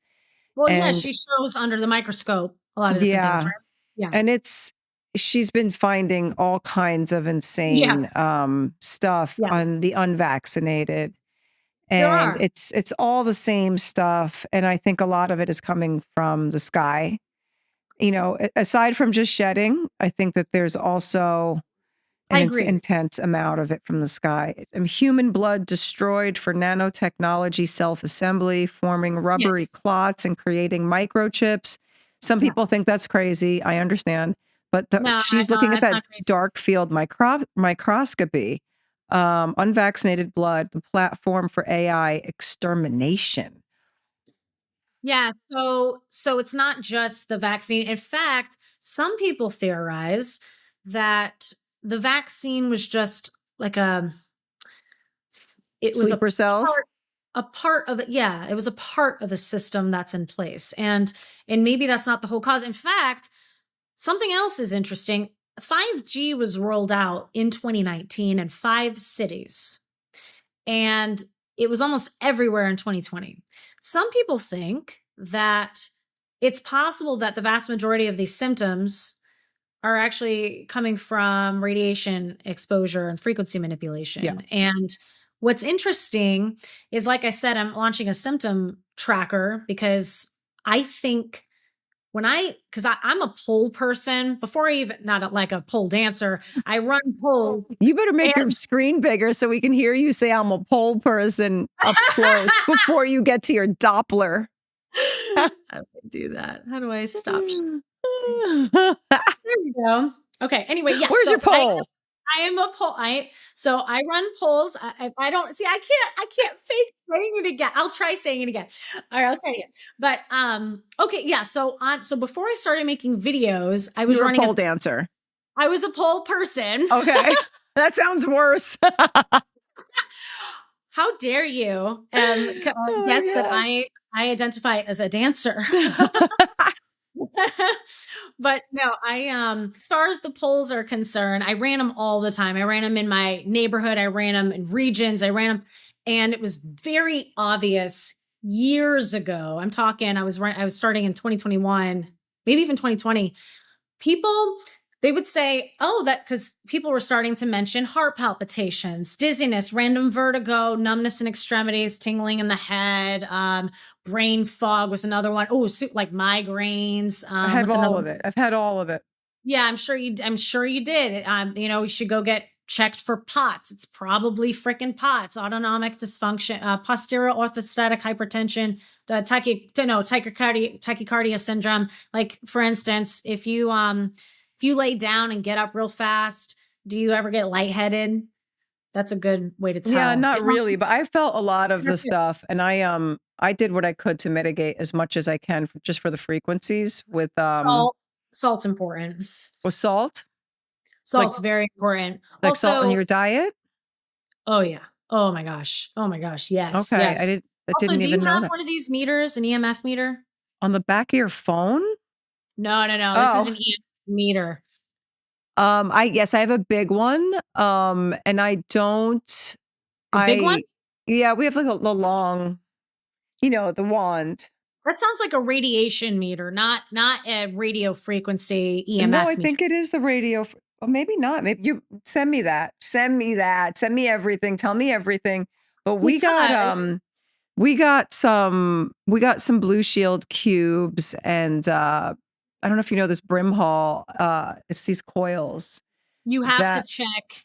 You have to check because every time I've tested things like that, they actually aren't working. no, the So meter won't read that. The meter won't it won't because a lot of people will, like, I'll tell people to get some of these items and they're like, nope, the frequency thing doesn't pick it up. It still says it's the same amount of Wi-Fi. It's are not going you to stop that. It are won't you stop that. sponsored? Are you sponsored by these companies? Any of these companies? Because Oh, if no, so, not yet. We're not there yet. I'll We're stop new. talking.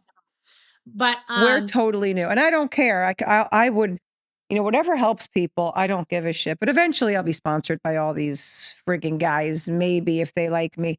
But the one thing that I have here is that it sort of neutralizes and brings back the Schumann frequency. This is not canceling the 5G output. It's more, and I don't know if I'm speaking in correct terms, but no, I understand what you're saying. it's more about, and I carry one of these pieces around with me from Blue Shield. It's like a card.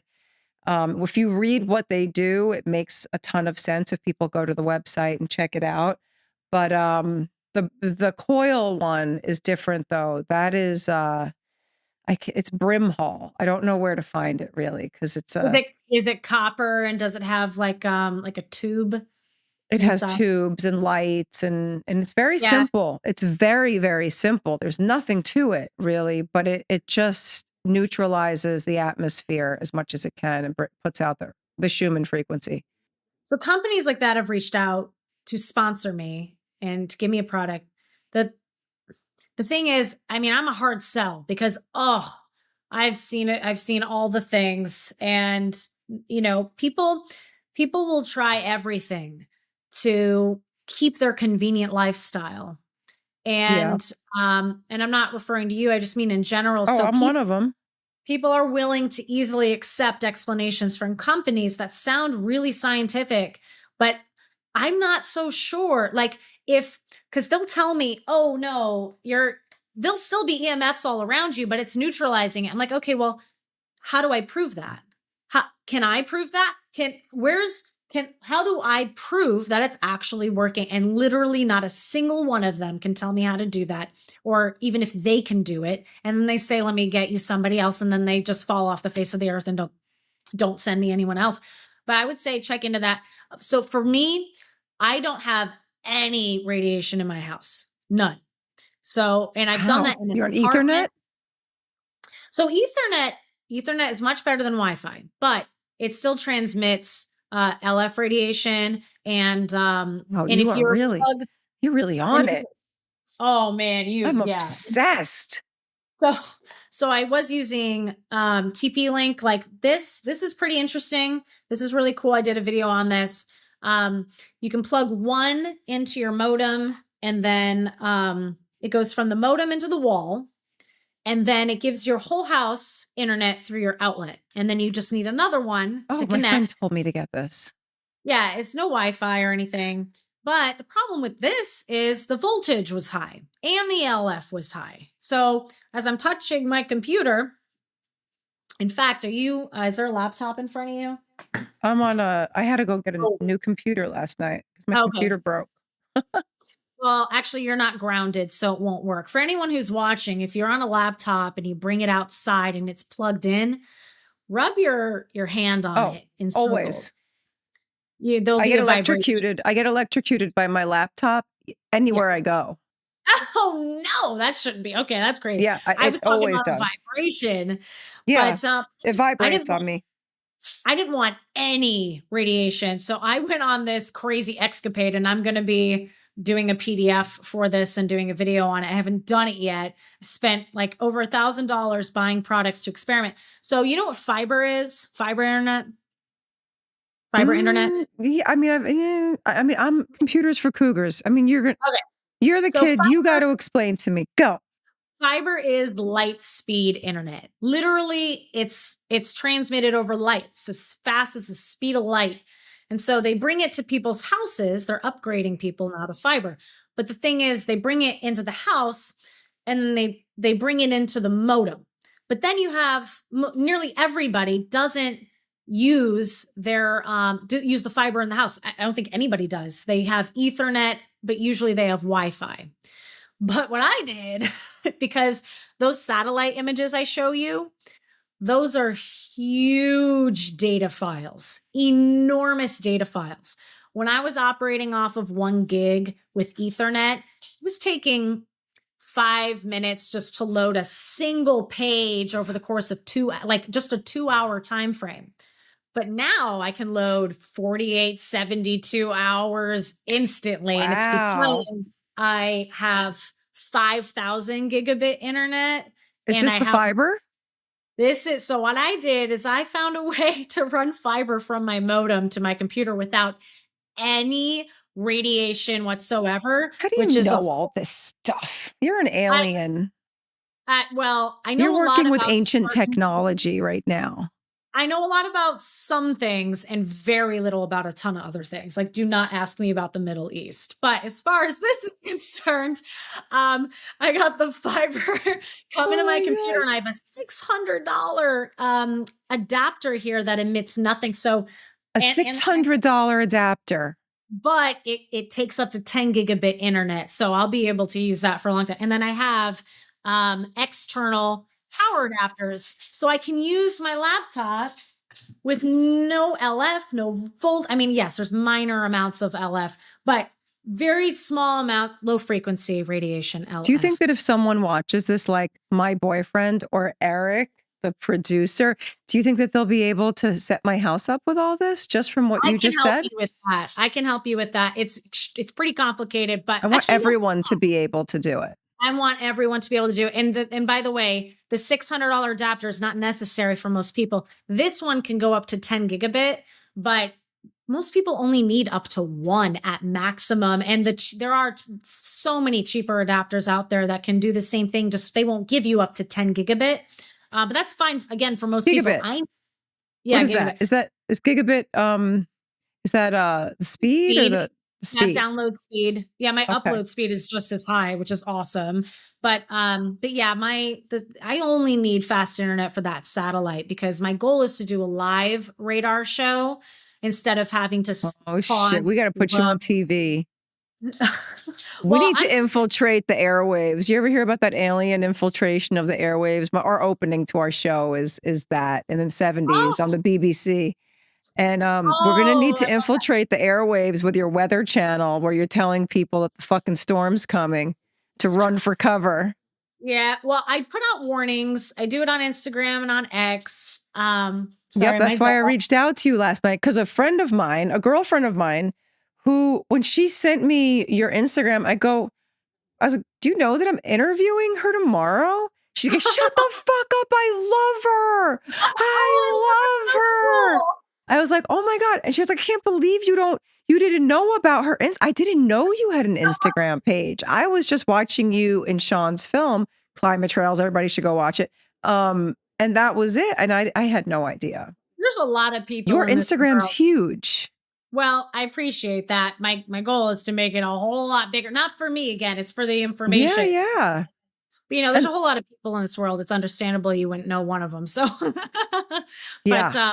but I am pretty big in the geoengineering space. That's for sure. Yeah, I got a lot of people follow me for that.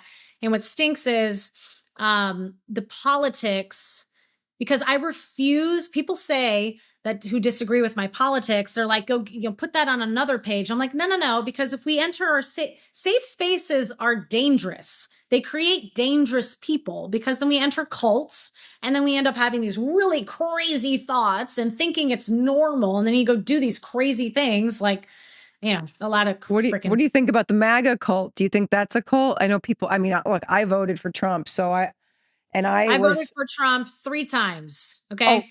And now I need to remember why we would have voted for.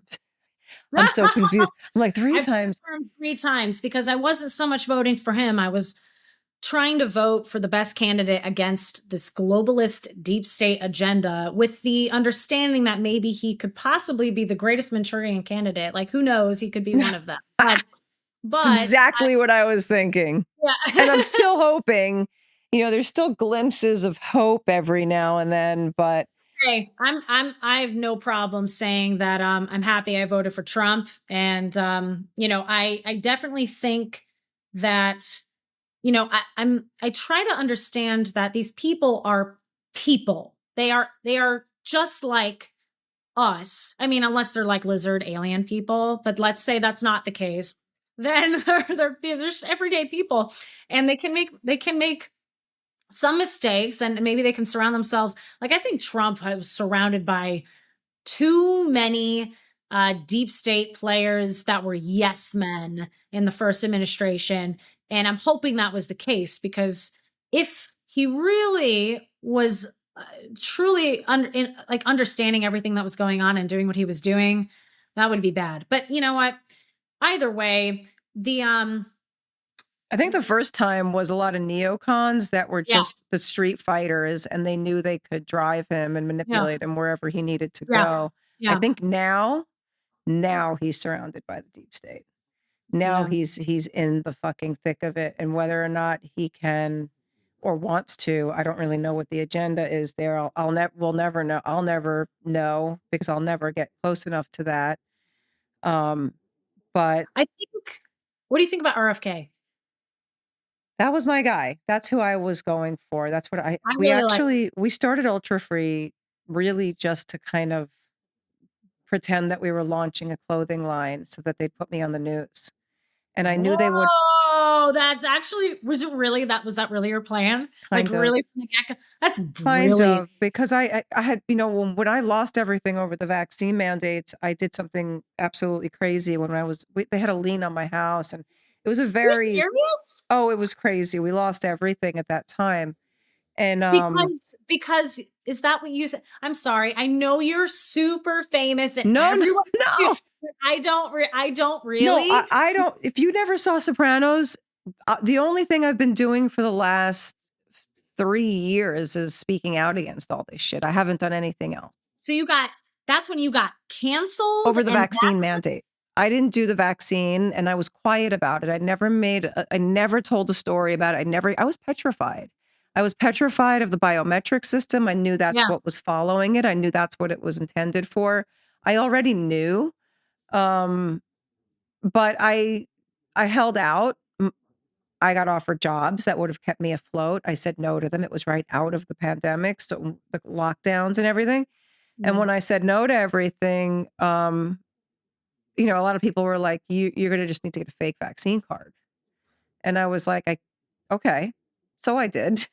And then my daughter was like, please don't use that though. Like, you want to use it to go to dinner, to go to the theater, to do whatever. That's one thing, but don't use it to go to work. I know you, and it'll never, like, you won't be able to hold that lie up for too long. And And I was like, I taught these kids not to lie. And I was teaching them that they were going to need to learn how to lie Yeah. to get That's by. And I was freaking out that like everything that I had my whole life is my family. So I yeah. was like, Jesus, I'm trying to instill these values. And now I need to teach them how to be hustlers Yeah. because we're about to lose everything. Like if somebody comes into the house, this is what you do. This is what you say. Like it was such a crazy time. I think people have forgotten what that looked like back then. But I think that what's happening right now is we're creeping around right back to what the end game always was, which, I understand that the administration is different now, but I do feel like they're fast tracking and relabeling and not even really, they're not even relabeling it. They're bringing it in. They're bringing in that biometric system and they're doing it fast. And unless there is some trick up somebody's sleeve in there, I don't see how we're going to escape that. And when that comes, all of the stuff we're talking about and all the stuff that we tried to avoid, that's what I worry about. That we're all prepared to be able to do things a little differently. And that's why I think we all have to stay very connected and our consciousness needs to elevate and not be in psycho fear social media mode because I think they're going to mess with all of our influx of information. I mean, we thought we were censored during COVID. I think we're about to be censored way more. And you were talking about TikTok and what they were censoring and what we're about to see with Oracle buying it. Shit is about to pop the fuck off. And I think it's going to be a little bit of a dark age because we're not going to be able to share information. And then the awakening that's going to happen behind these screens, people are going to have to come together physically, I think, to a degree. Yeah, the physical aspect is definitely something that we need to reinstate because we've I think the Charlie Kirk shooting, that whole event, I think that really inspired people to not wake up in the sense of like, oh, there's not like a 9/11 wake up. I just mean really come out of this dream state, understanding that everything online really isn't, and I've heard this time and time again in podcasts and whatever, but I think really people understood at that moment, at least, I don't know if it's lasted, but that Yeah, that's a thing. you need to connect with people around you. You need to have real friends in real life and talk to your mom in person, and the internet can create some really crazy things, and that's not the real world. I don't know. I feel like there are a lot of people. For me, I was thinking, oh my gosh, I took like a 2 week break from social media. I was like, I need to get It's a good off of idea. but for the people who are watching, who was watching the trails and watching the Nexrad stuff I was talking about, the very introductory stuff I was covering, they're probably still wondering why, but one of the reasons, I don't know the reason behind why they would do what I'm about to say, but I do think the reason they're doing this is to physically dwindle our population size and then put us in controlled areas. And there's so much to back that up. If you just look at the WEF. I knew you were going to smart cities. I was like, I have it written right here. I was like, is she going to talk about smart cities? Oh, well, I mean, yeah, a lot of people throw that term around, but rightfully It's real. Rightfully so, because yes, if humans, so if we genuinely are seen as this parasite on the planet, when really there actually is a lot more space, we actually do have a lot of resources. The problem is the allocation of the resources. But anyway, that's a whole other subject. But but anyway, if there was this, if I were to put my tinfoil hat on, which I cannot believe it's not sitting here right now, it's probably in my closet with all my other tinfoil hats that I have. But if people really believe that it's a depopulation agenda, they won't take it. They won't accept it. They want to know if we are trying to mitigate climate change. That is it. That's the fight. That's the fight they're going to have. How is this helping climate change? And once you say, well, we're not, we're being fumigated. We're actually being fucking poisoned and killed slowly. No one's going to fucking believe us. It's much That's easier to insane. convince people to do the wrong thing if you convince them that it's the right thing. And because most of humanity, we are good people. I truly believe that there are a few exceptions of genuinely evil, bad people. And those people are a result of really messed up upbringing or some kind of genetic mutation. I don't know. But I do believe the vast majority of humanity are good people, but the bad acts are done by people with, good intentions. And so I think what's happening with geoengineering right now is people are being taught that it is helpful. So geoengineering has been occurring for a long, long time. We have patents going back freaking, gosh, I have a bunch of patents Look, listed here, here's actually. a patent for you. Yeah. Oh, I thought you were okay. Yeah. Okay. I can go over patents in a second. Those are No, I'm very. just kidding. I'm trying to pull up the shirt on my Oh, body you're here. you're glitchy on my end, so I can't really. Oh, wait, you just cleared up for a second. Who controls the Oh, yeah. I'll get to patents in a There's second. that I've got a guy. few of them. But this is what I think is the story so far. They've been geoengineering, they've been experimenting with weather modification for the last century. And so now about 20 years ago, they've really implemented it as a very regular general thing. Not 20 years ago, probably about 25 to 30 years ago. But really, about 25 years ago, they really started pushing it in a lot of places. And as of probably 15, 20 years ago, it's everywhere. Everyone sees them, right? And and There was so, none in Greece and only one day in Italy when I was there for 3 weeks. And I was in Greece for about 2 weeks and there was none, zero. Anyway, just want to put that out there. well, yeah, you must have been there at a good Yeah, time because possibly. Italy gets a ton of trails. In fact, Oh, I recently, know. Lake yeah, Como is the worst. yeah, I posted up a video, I think yesterday or the day before that. I don't know. It's like I 3 saw it. a.m. But Okay. but the up north, they were 100% doing it. Down south, they weren't doing it. And I wondered if it was like a financial thing there, like, region by region, maybe some areas don't put in the kind of money for it. I'm not sure. I don't know. It depends. I mean, It we're depends. paying for it, are we not, with our tax money? Oh gosh, girl. Oh my gosh. There's so many things. So like I have a lot to say on that. I have a lot to say on the Italy thing. I have a lot so okay. The story is they've been geoengineering forever. They started implementing it on a regular basis over the continental US and Canada and Europe, all around kind of the same time. And now people are bringing it up more now than ever before. I think the plan all along was to bring up this idea of global warming, and then it turned into climate change because they were planning on using that as the excuse to allow the practice to continue. Because although I think the practice itself has been responsible all along For the for the change. rising surface temperatures, for the floods, for the droughts, for the rampant tornadoes, for these crazy hurricanes. But they're not saying that. They're saying, oh, there's a new technology that we can use to help us mitigate the effects of climate change. Whereas I think the effects of climate change are really the effects of climate engineering. And now they're just going to come out because they knew that they couldn't keep this program a secret forever. It's literally everywhere. They can't keep it a secret. So that what they need to do is normalize the effects that we're seeing, like they're redefining clouds. Now they're saying that, do you know what the Mandela effect is? Okay. So I think it's a social experiment. I think it's just a social experiment, really, Okay. to see how people will react.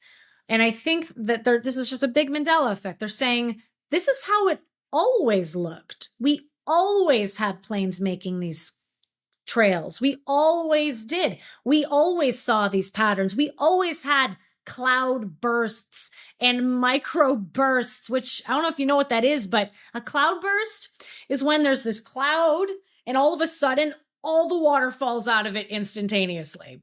And we've been seeing this time and time again. It's caused rampant flooding because these clouds aren't supposed to drop all the water in one spot. It's supposed to move and drop it around several places. But and there's something called a microburst, which is tornado force winds, but That's not my biggest fear. just going straight in one spot. So these are now common. And but now they're saying, no, these always existed. We've always seen it. It's like 1984. It's like Anthem. It's like all these books that we've read. The way you normalize something is to teach and put in textbooks. Like, I can't wait to become a meteorologist because I can't wait to see what they're teaching people. I Oh, want to see what's in the textbooks. And meanwhile, I'm also going to pull up 1980s meteorological textbooks, and I'm going to study from those too because I want to you better compare. get that fast, girl, because they're going to get rid of all that shit. You got to go to the microfiche at the library. I know. So, but yes, really, I'm old enough to remember what the sky looked like. I mean, I spent the first 8 years of my life. I know I have all my memories from before I was 8, and I know there weren't freaking lines everywhere, but all But the what younger about generation. Disney? Disney putting it in their movies. Is that Yeah, yeah. real? I Because don't I know. don't I even have think they were spraying that far back for some of those films. I mean, they've been doing no, other they weren't. weather modifications, but the spraying for me has been about the last 15 years, I think, that it's Yeah. been really visible to me. Yeah, that's the thing. People, the new generation, which thankfully, the biggest portion of my audience is split evenly between teenagers and people in their 20s and people in their 30s and 40s. So I have a ton of the younger generation, which is good because they're not old enough to remember what a real sky looks like. I'm like the last generation to actually know what the sky used to look like when it was blue and not this hazy looking off white bluish sky. I remember what it was like to see planes all over the place and not see these super long trails behind them spreading out into freaking clouds. I mean, now they're normalizing that planes make clouds. They have Huh. to. They have to. That's the smart way of doing it. But If any, only on certain days, not every day that they fly, just the certain not ones. not all over the world. I only see trails every day in the US and Canada. Europe is a close second. They do it, I mean, I would say US, if US is the gauge and we're at 100%, Europe's like 90%, and China's at maybe 50%. Australia's at 10%, New Zealand 10%. Wow. Um Why I so there are low? 0% in all of Africa. Not a single trail goes over Africa. They Not a had a thing about it, correct? I mean, I, from what I remember, they have a thing over that. Yeah, I need to look into that. You might know Yeah, more me than me. too. Because I remember reading something crazy about that. And also the vaccines too. I mean, they're going against a lot of, I don't blame them, a lot of us, US. Yeah. US gets them in Canada. US and Canada gets them all the time. And also off in the Pacific, like northern Pacific, it'll come down into California as a haze. And then in the Atlantic, they do it a lot in the northern that goes over to Europe. So they But convince every country, every single head of every country that they need to do this. I mean, this is a military operation. So is this every military across the world? Has there been a head of state yet that has spoken out and said, we don't want this aside from Africa? Italy, I believe Italy Well, said that I mean, they didn't have, I'm they telling did you, it. Como was so hazy. There was Yeah. something going on with the sky, and I couldn't tell what it was. It was definitely a strange sky. But the minute we left Lake Como, everything changed in Italy, and we never saw one. Except for Well, the end of the trip, we saw like 3 of them, and we were like, why even do it? If you're just going to give us those 3 little piddly lines, like, why do it? yeah. Well, here's the thing. I mean, we've had so much happen that I am open if someone were to appear in front, if God came down and said, these are the answers to your questions, and the answers were um like as crazy as the earth actually is flat. There's a lot more land out there, and you guys are in this matrix and we're just experimenting on. I'd be like, "Oh, okay, that makes sense." Or if they said, there are very few countries in this world that are actually independent. The Americas, Canada, Europe, whatever. So no, not China. I think China's a genuine separate entity. Same with Russia. I think they're genuinely separate. Do they But spray? Russia sprays on the west side all the time, What but about China? China sprays on the east side a lot during the winter and spring, but not so See, much. they wouldn't, I don't understand. And again, because I'm going under the assumption, even though I know what the real agenda is, but for people who don't know, that don't believe that it's about depopulation or fumigation. So for England to say we're going to be doing intense stratospheric aerosol injections because we need to block the sun, that's a joke. Your fucking sun is blocked. So don't tell us crazy fucking stories. Your sun never comes out anyway. It's like Nashville's like that sometimes, or the East Coast was always like that. Like it's always fucking hazy. California, you never see a cloud in the sky unless they are flying them into the sky. They're Yeah. literally bringing the clouds with them with their fucking outfitted planes. Um, Well, you guys have actually been really good late. Well, except for this recent storm. well, the You guys, shutdown, the government shutdown is always a slight gift. But then I saw that they were spraying in Texas. But then you said that they were spraying here anyway, maybe at night. Maybe they're doing it at night now because we're all talking about it. But so we'd yeah, still see it. When USAID was cut, it was the first time I'd ever seen no trails over the continental US. Given I really only started paying attention last year, regularly, and USAID was cut, and yeah, I didn't see many except on the outskirts. And then when the Iranian missile strike happened, I also didn't see trails. And keep in mind, I hadn't been aware that USAID was cut when I was doing my show. And all of a sudden I was like, this is in my show. I said, wow, there's no trails. I've never seen this before. This is crazy. And then I see, oh, USAID was cut. Oh, that's interesting. But I will say with this government shutdown, yeah, there were a lot of areas with no trails, but there were a lot of areas with excessive trails. Like they were mostly in the northern side and the eastern side. But Do you see a there were pattern and when they spray across the US, like what the pattern could be, like what it's attributed to, like why they spray on Sundays? Like I find that Sundays are a big fucking spraying day. And when are we yeah, going to talk to any of these pilots? That's what I want to know. When are we going to talk to the air traffic controllers that don't know anything and they don't see these planes, that they must be stealth. I mean, do they have a radar? Are they, because they have to operate under some kind of communication so that they're not running into commercial aircraft. yeah, well, they wouldn't have to worry about that if they were flying above commercial aircraft.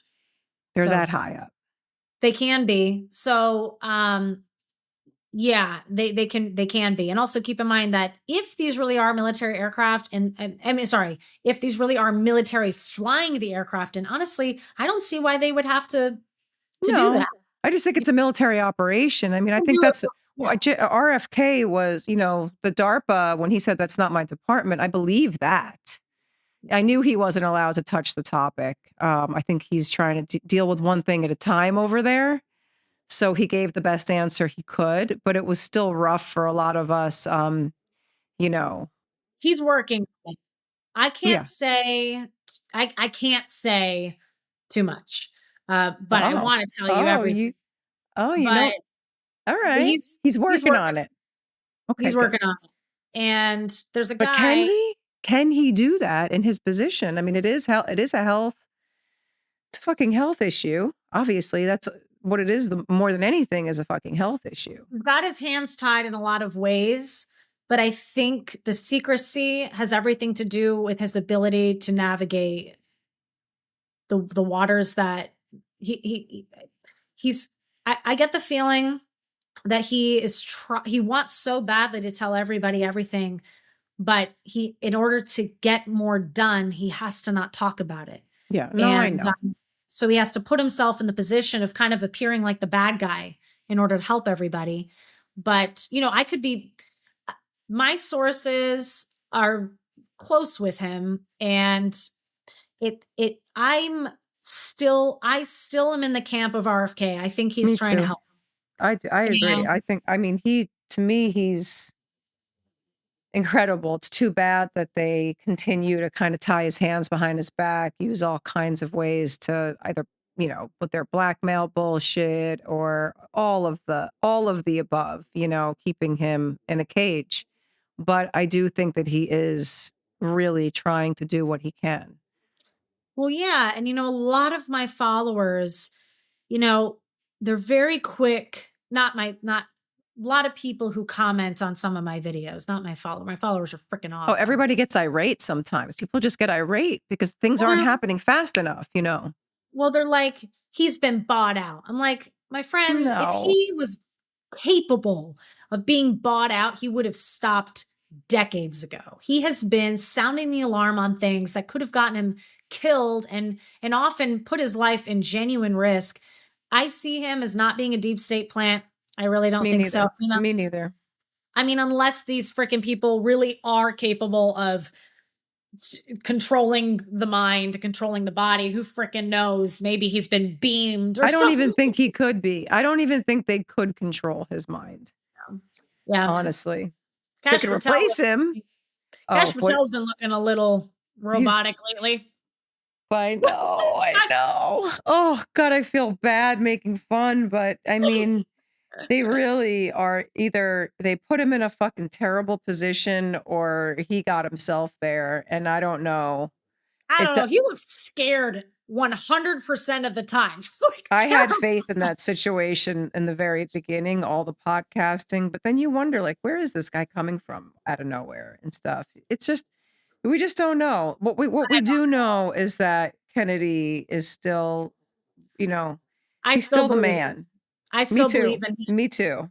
And honestly, you actually are in a position where you might be similar to me, where it's funny. If I share something that someone disagrees with, I'm all of a sudden, oh, she's been bought out. Oh, she's an Israeli agent. Oh, she's a Russian agent. I get people think that I'm this deep state plant. I'm like, okay, then where's all my freaking money? And Yeah, really.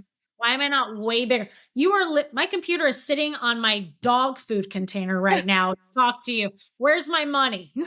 So Exactly. Me but too. I mean, I've been sitting around talking about how they were going to take my house from me. Um, man. but yeah, no, no, no, no, none of that. I mean, I really just love, I've had not always had the easiest life my whole entire existence, but compared to others, it might seem like the easiest life ever. I just love humanity. I really do. I really have faith in all Yes, of us so me too. much. And when you see people just I don't know, man. We're just very lost right now. And I think that a lot of it, I do think we're being manipulated, whether it be with, just messaging, social media, frequencies.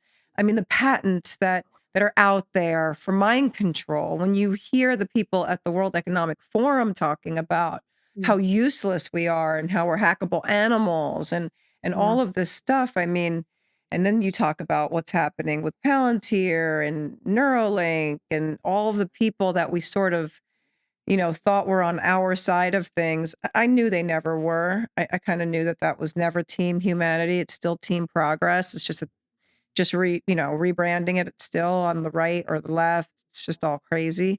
But the most important thing is for everybody to wake the fuck up, stand together. And when it comes to the climate, that's our atmosphere. That Mm. is our earth. That is where we eat our food. If you never want to deal with politics ever in your life, that's 100% fine. But it's not a political issue. No. This is our planet, right? Yeah. And if we want to fight on this planet, well, at least let's fight on a leveled playing field, right? Well, absolutely. That's the thing is there are so many atrocities. I mean, okay, again, I'll preface this with I believe humanity is good and beautiful, and I think there's so much amazingness to our species and love, but there are so many atrocities on this planet, and people talk about um, and they should. When we talk about the Middle East, there's so many horrendous things going on there. However, there are really barbaric circumstances in Africa for children right now. I won't get into it, but the worst things you could possibly imagining are happening to kids right now for decades over there. It's it's worse than what you could ever see in any film. And there's also been atrocities in China and what's going on with the Christians around the world. There's so many atrocities, and I think that people should definitely pick the things that they are going to go after and fight for and help fix it. Um, but we all have to kind of make that decision to be effective. You know, people ask me all the time, why aren't you talking about this atrocity? Why aren't you talking about this one? Like, I feel for them. But at the same time, like, I'm trying to fight this specific battle here, and I can't spread myself so thin. Like, I care about everybody, but this, to me, this is the most important thing that I can affect change with this. And I think I have a gift for sharing it in an entertaining way, which is hard to do. You But do. but this affects the whole planet. There is no politics, there is no nation, there is no anything if our atmosphere collapses in the next 10 to 20 years. Like, this is not I mean, okay. Dane thinks we have very little time left, and that's 10 I don't want to years. blackpill people on it, but you know, if we don't stop spraying, if they don't stop doing that, you know, I know all these fucking rich motherfuckers built themselves bunkers to get inside the Underground. earth, but the you know, He's under the impression, yes, he's told me many times that the atmosphere is going to collapse in the next 10 years if we don't do something now. If you want, I could talk about a couple of these patents because they are interesting. I don't know if I'm taking too much of your time. oh, do it. Tell us about the patents, and then I'll let you go because I feel like it's late where you are, and I mean, I could talk about this forever, and I do. I literally talk about this 24/7. But okay, yes, I want to hear so about the patents, especially the one that was, I mean, I don't know a lot of, I've these are seen a lot some. of crazy patents that There's a blow lot of my mind. there's a lot of patents, and people are quick to, now that we have so many patents and people are talking about them so frequently, the number one rebuttal is, oh, well, patents don't mean they're actually being used. Right. But what kind of freaking rebuttal is that? I mean, we have the patents, which means it's possible. And here, for instance, I'll go through I have a couple of them highlighted here. There are 4 patents here by APTI Inc. And I'll get back to that. Number one is US 3630, I'm sorry, 3630950. Aerosol combustions for weather control. It's from 1971. It was reissued to RE 2914 too. Sorry. It's all about burning materials to create aerosol clouds for weather modification. 1971 by APTI Inc. All right. Another one, 1971. US 36. Oh, wait, I copied and pasted that. Oh, okay. It's the same patent. So confirms use of aerosols in altering local climates. So they So actually that's in did. use. Yeah, well, back, 1971. And then there's another one, US 4686605. This is from 1987. Again, APTI Inc. Altering atmosphere, ionosphere, and magnetosphere.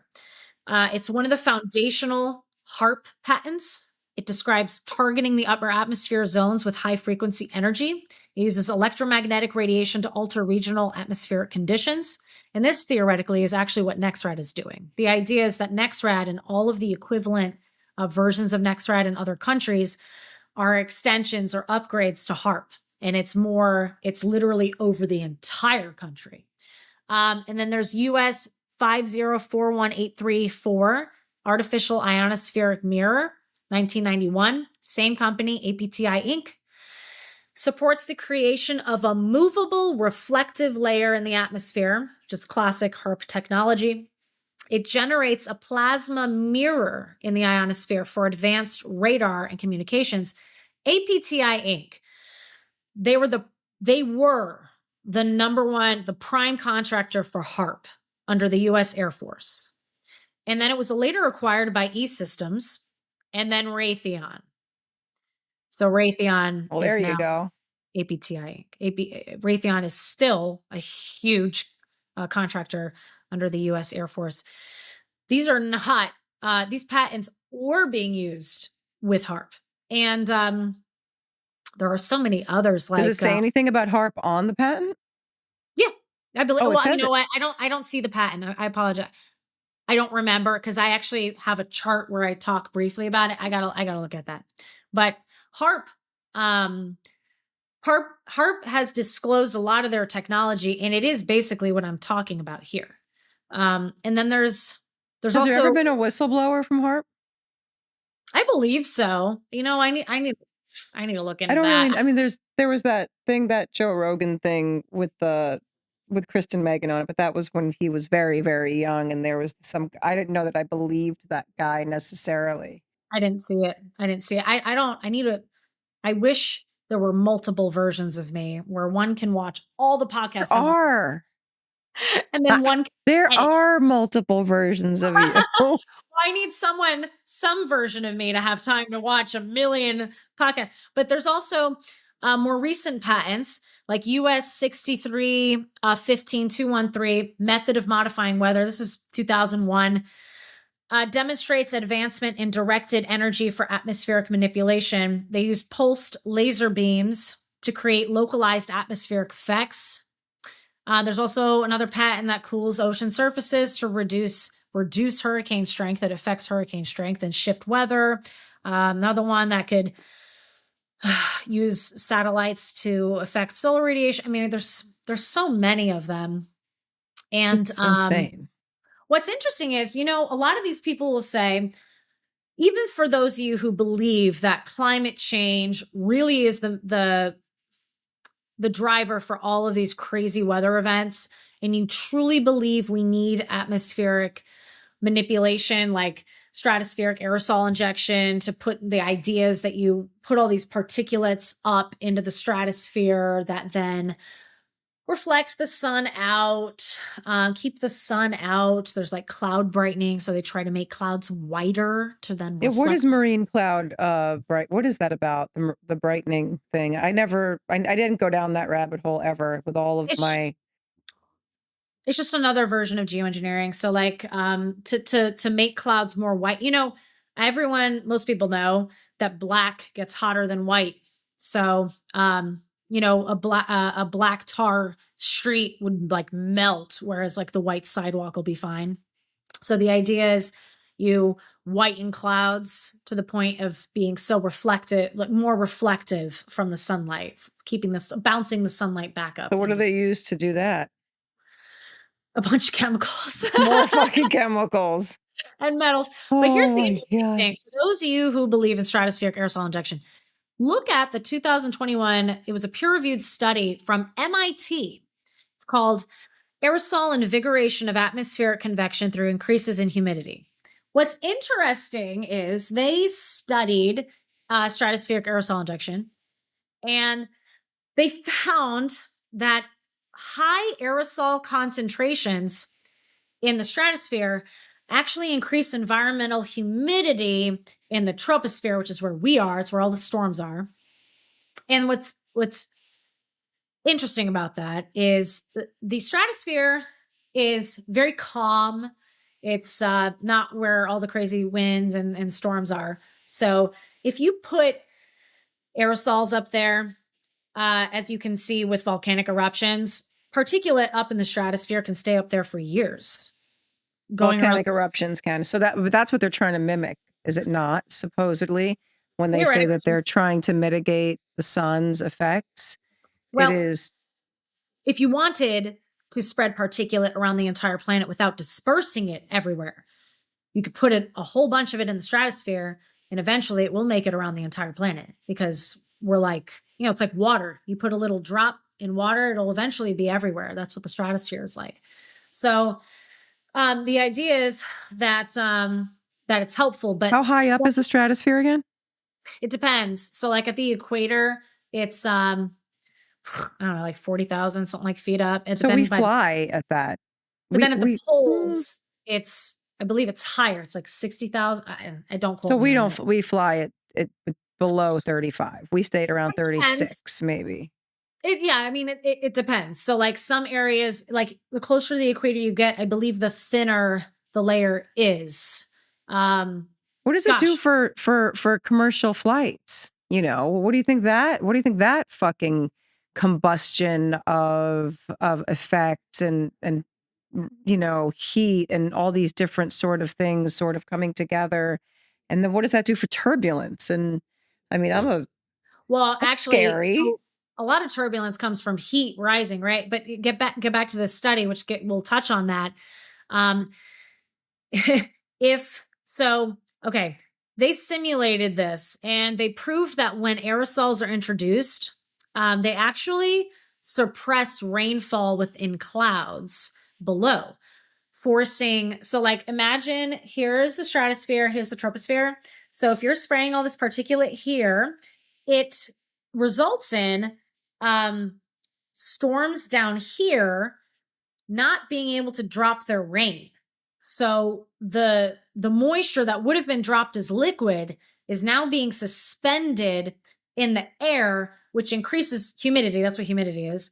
And the at a part when the humidity gets so high, it will eventually cause a storm.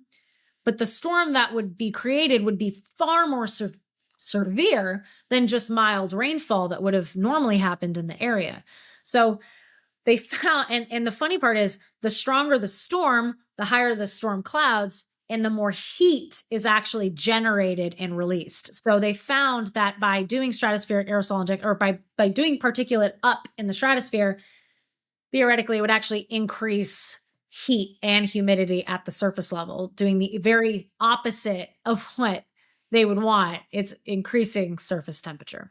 But there's also, like, you could do your own experiment at home, get a bottle of water, 2 of them, and take one cap off, put them in the sun, and then test the temperature of the water in both. You're going to find that the one with the cap is far hotter. So by putting all this particulate as a blanket over the planet, any heat that's getting in is getting trapped. I don't see how you wouldn't create a hotter climate by doing that. So they can't even use that as their fucking story then. Well, they do, and there are people who are more. But nobody can prove it, I guess, or nobody can talk about it like you can. And so the regular person hearing that is like, because people like me are just like, huh? What? I'm sorry, what'd you say? They make a lot of sense. They have a lot of data to back it up. They do. But no one's really looking for the negative effects. They're only looking for the positive effects. So we need studies on the negative effects. And well, I mean, the health of the soil and the water. I mean, these things should just be, and it's so obvious. I mean, there's nothing. You put you're breathing in nanoparticles of aluminum, and if we were in a fire, they tell us not to breathe it in. If we're in a, if there's volcanic ash, they want us to move wherever we are. So it's insane. Well, even cloud seeding, right? I mean, even cloud seeding isn't harmless. Like, even in small amounts, silver iodide is toxic to aquatic life, and it does build up in ecosystems. And they say every time it's a tiny amount, but if they're doing, I mean, you saw the contracts. I showed you there were over 2,000 disclosed on the NOAA library. And every single time they do that, I mean, that's like, it happens thousands of times per year globally. And the Rainmaker guy said, it's just a handful of Skittles every time, but that still adds up to literally tons annually. Yeah, and we're not even seeing that as much. We don't see those little planes that are doing it. We don't know if they're crop dusters or, because those are they're a little bit different.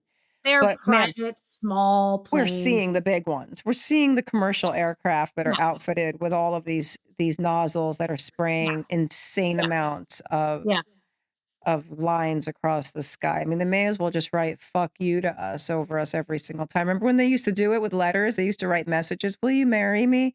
They should just write "fuck you" and have a good time while they're up there. Because so skywriting is a different material, but yeah, that would be interesting if a chemtrailer was I mean, why not at this point?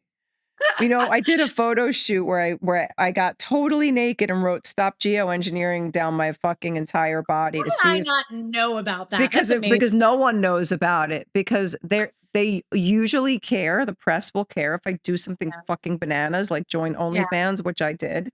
and they really fucking cared. Well, they really cared. What you should do it with your little weather I'll chick. just post But pictures of my feet, and then that'll yes. people can give me money. But it was an experiment, and it was a political experiment, and it fucking worked. And then the naked pictures with the stop geoengineering, not even one publication would pick it up and they always care, especially if you're fucking naked for the first time, because Yeah. I've never gotten naked, and they didn't give because of the geoengineering. They were like, no, we can't run that. But meanwhile, they're putting out like Politico put out an article on geoengineering, and they're trying to normalize it. And it's a conversation now. I'm like, it's not a conversation until you see someone who has nothing to fucking lose talking about stopping geoengineering, not one of these publications that were completely in cahoots with every single political agenda that's happened in the last 4 years. So it was interesting to see that they didn't give a fuck about it. That is unusual because I'm very involved in this genre, and I had no idea you did Nothing. that. That's super cool. It was, but it's still it's behind a paywall. But normally I get press on whatever's going on, and not this time. It was, it was interesting, and I was like, wow, they really won't talk about this. I mean, maybe they don't want to see a fucking 100-year-old take their clothes off, which I can also understand. But still, it was interesting. I was like, wow. So even if I get naked, you won't talk about this shit. Because I thought, wow, if I get naked, maybe someone will pick it up and we'll start the conversation. It was just to start the conversation. Why did you write that on your body? Well, it's the same reason I was ultra free and I would go on the news. Why are you doing this? Well, I just want to I want to talk about RFK because no one will say his name on the news. And that was before he joined Trump. So we did it just to go on the news. Were you live? Oh yeah. We were like, oh no, we just want to promote RFK. We're here to promote RFK. We want to get his name in the media however we can. Like, it's absolutely ridiculous. But oh my God, did my cuckoo clock go off 100 times? That must mean that I have been speaking to you for almost 3 hours? I am officially fucking Joe Rogan right now. Oh, girl, when I've done a couple of podcasts. The problem is thankfully I think I finally have an editor. My plan was to work and I don't swear much, but my absolute ass off for like a little over a year. And I knew that it would pay off at some point and I would be able to generate revenue to pay an editor to take some of the weight off, because what I was doing was not sustainable. I was putting out 3 videos a day and a show, editing every single one of them, staying up till friggin' 3:00 in the morning, getting no sleep, non-stop, go. And it worked. But yeah, I've definitely, I can't keep doing that. It's unhealthy. And that's dedication to the cause. And I think people need to recognize that, but you do need help because you'll burn the fuck out. Especially so yeah, that's too much. I've hired some. I can't put out 3 videos a day, but I am doing at least one or two. But anyway, I have hired. I'm going. Well, hopefully it'll start December 1st, and that'll be able to. I'll be able to go back to putting out exactly how much as I'm putting out, and I'm gonna take my Daily Radar show. I'm gonna make it free, like I said, and I have a sponsor. I think I have a sponsor. I can't say who it is, but I love this company and I reached out to them for a sponsorship and they seem interested. So I'm really excited about it. I hope they say yes, but you better keep using those fucking cue cards. Yeah, I know, right? Because they'll take us down to Chinatown. Substack is good. Thankfully they haven't censored a single thing of mine. But are you on Rumble?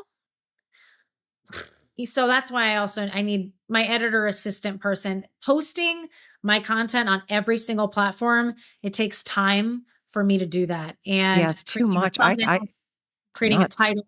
I don't do it. I let other people do that. I don't care if people steal my stuff all the time and they'll put it on Rumble. They'll put it wherever I'm not. But when I have an editor /assistant, I'm going to tell them post this everywhere. Let's create anyway.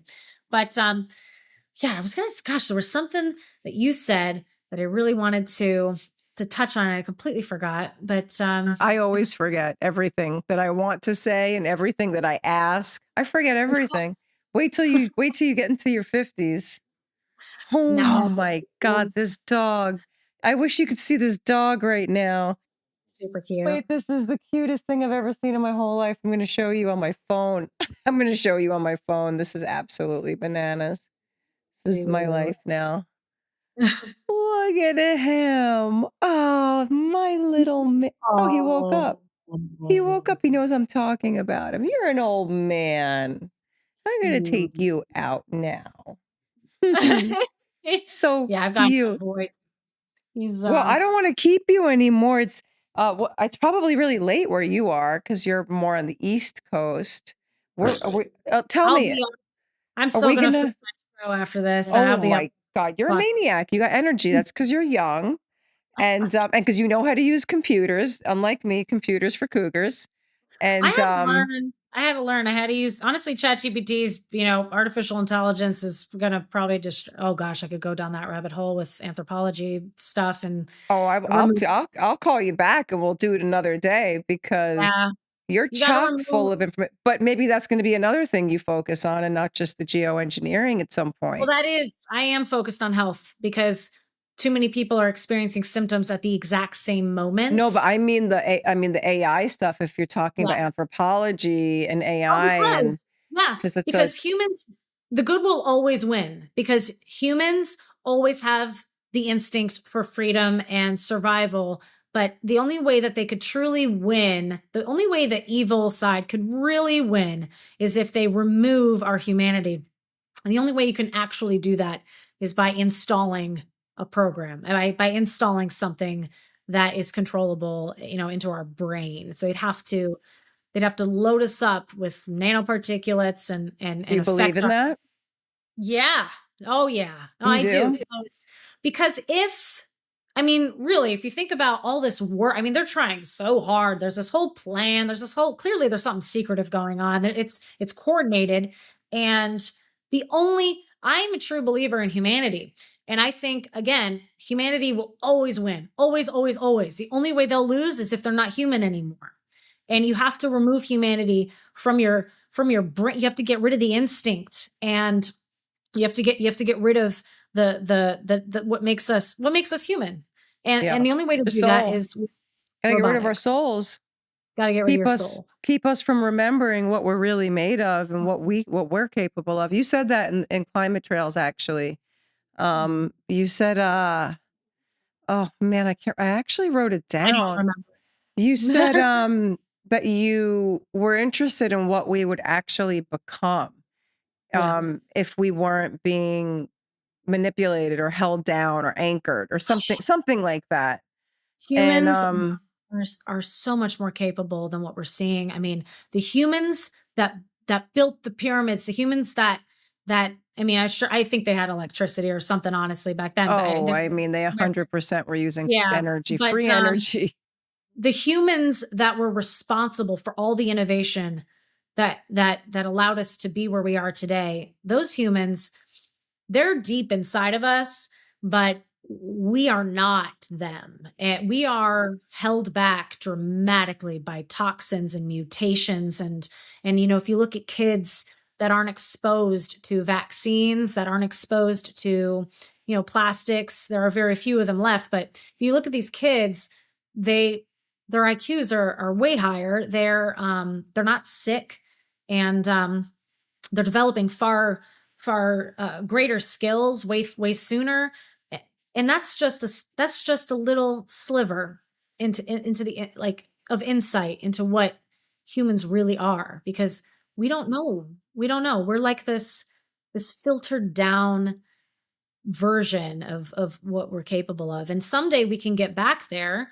It will always come back if we remove, even if we don't remove it, by the way, even if let's say we keep getting poisoned, we keep getting this radiation, eventually humans could evolve to defeat that, because and I don't mean evolve like I don't mean to cause anyone to feel upset about that who are like religious, the word evolution, but things do evolve. Things change. If two people, nonstop. yeah, it's nonstop. It's constantly changing, because if, if two people have qualities that are allowing them to be more successful, they're going to have kids because they'll be fertile, they'll be healthy, they'll be able to have children, and those children will be able to have children most likely because the genetics were passed on. So like eventually, if nothing continues to get worse, we would eventually catch up. The humanity would dwindle down to a very small percentage at first, but the percentage that remains would be able to procreate and replace the human race.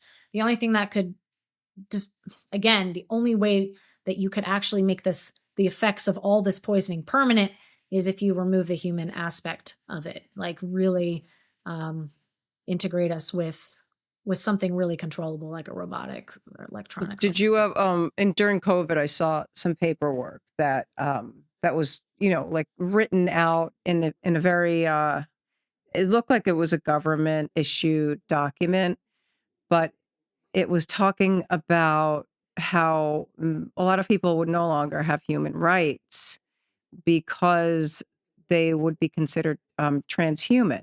Yeah. And I was, I was thinking during that whole like the whole trans thing had gotten so out of control too, and everyone's talking trans this, trans that, and I'm like, Oh I kept man. saying over and over again, man, they're just pushing this agenda, and they're gonna leave this whole trans, all these kids and adults in the dust when they're done with their agenda, because they don't really give a fuck about humanity. Anybody who thinks that your government cares about your sexual orientation, that's absolutely insane. They care about it so fucking little. But I thought they just want to get these words into people's mouths. And when I saw that you will no longer, if you have had a certain amount of vaccines, it said in the paperwork, you would no longer be considered for human rights. Well, That's yeah. insane. That's Yeah. absolutely fucking insane. It is insane. And it's funny you bring up the trans thing, because I think it's all connected. I think the geoengineering, the AI, this whole cultural shift, I think it's all the same story, Yeah. because the way you remove humanity is you can do it physically, of course, as we're talking about with all these genetic mutations. You can literally install software into your brain, that kind of thing. But then there's also cultural shifts that need to happen to really help the transition smoothly. You need to remove identity, cultural identity, Oh, yeah.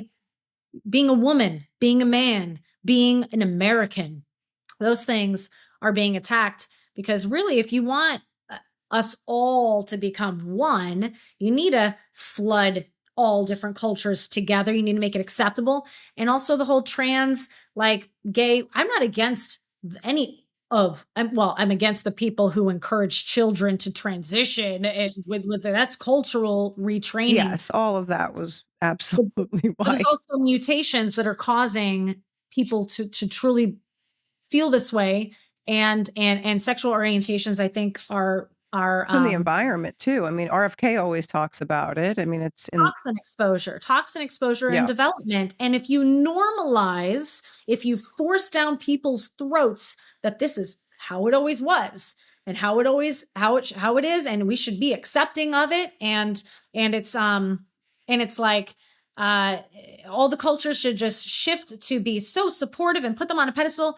I mean, I understand being accepting of people where they are, but I'm not going to normalize it, because normalizing it is exactly what they want. Because if you normalize all of these mutations, then you're normalizing the causes of these mutations.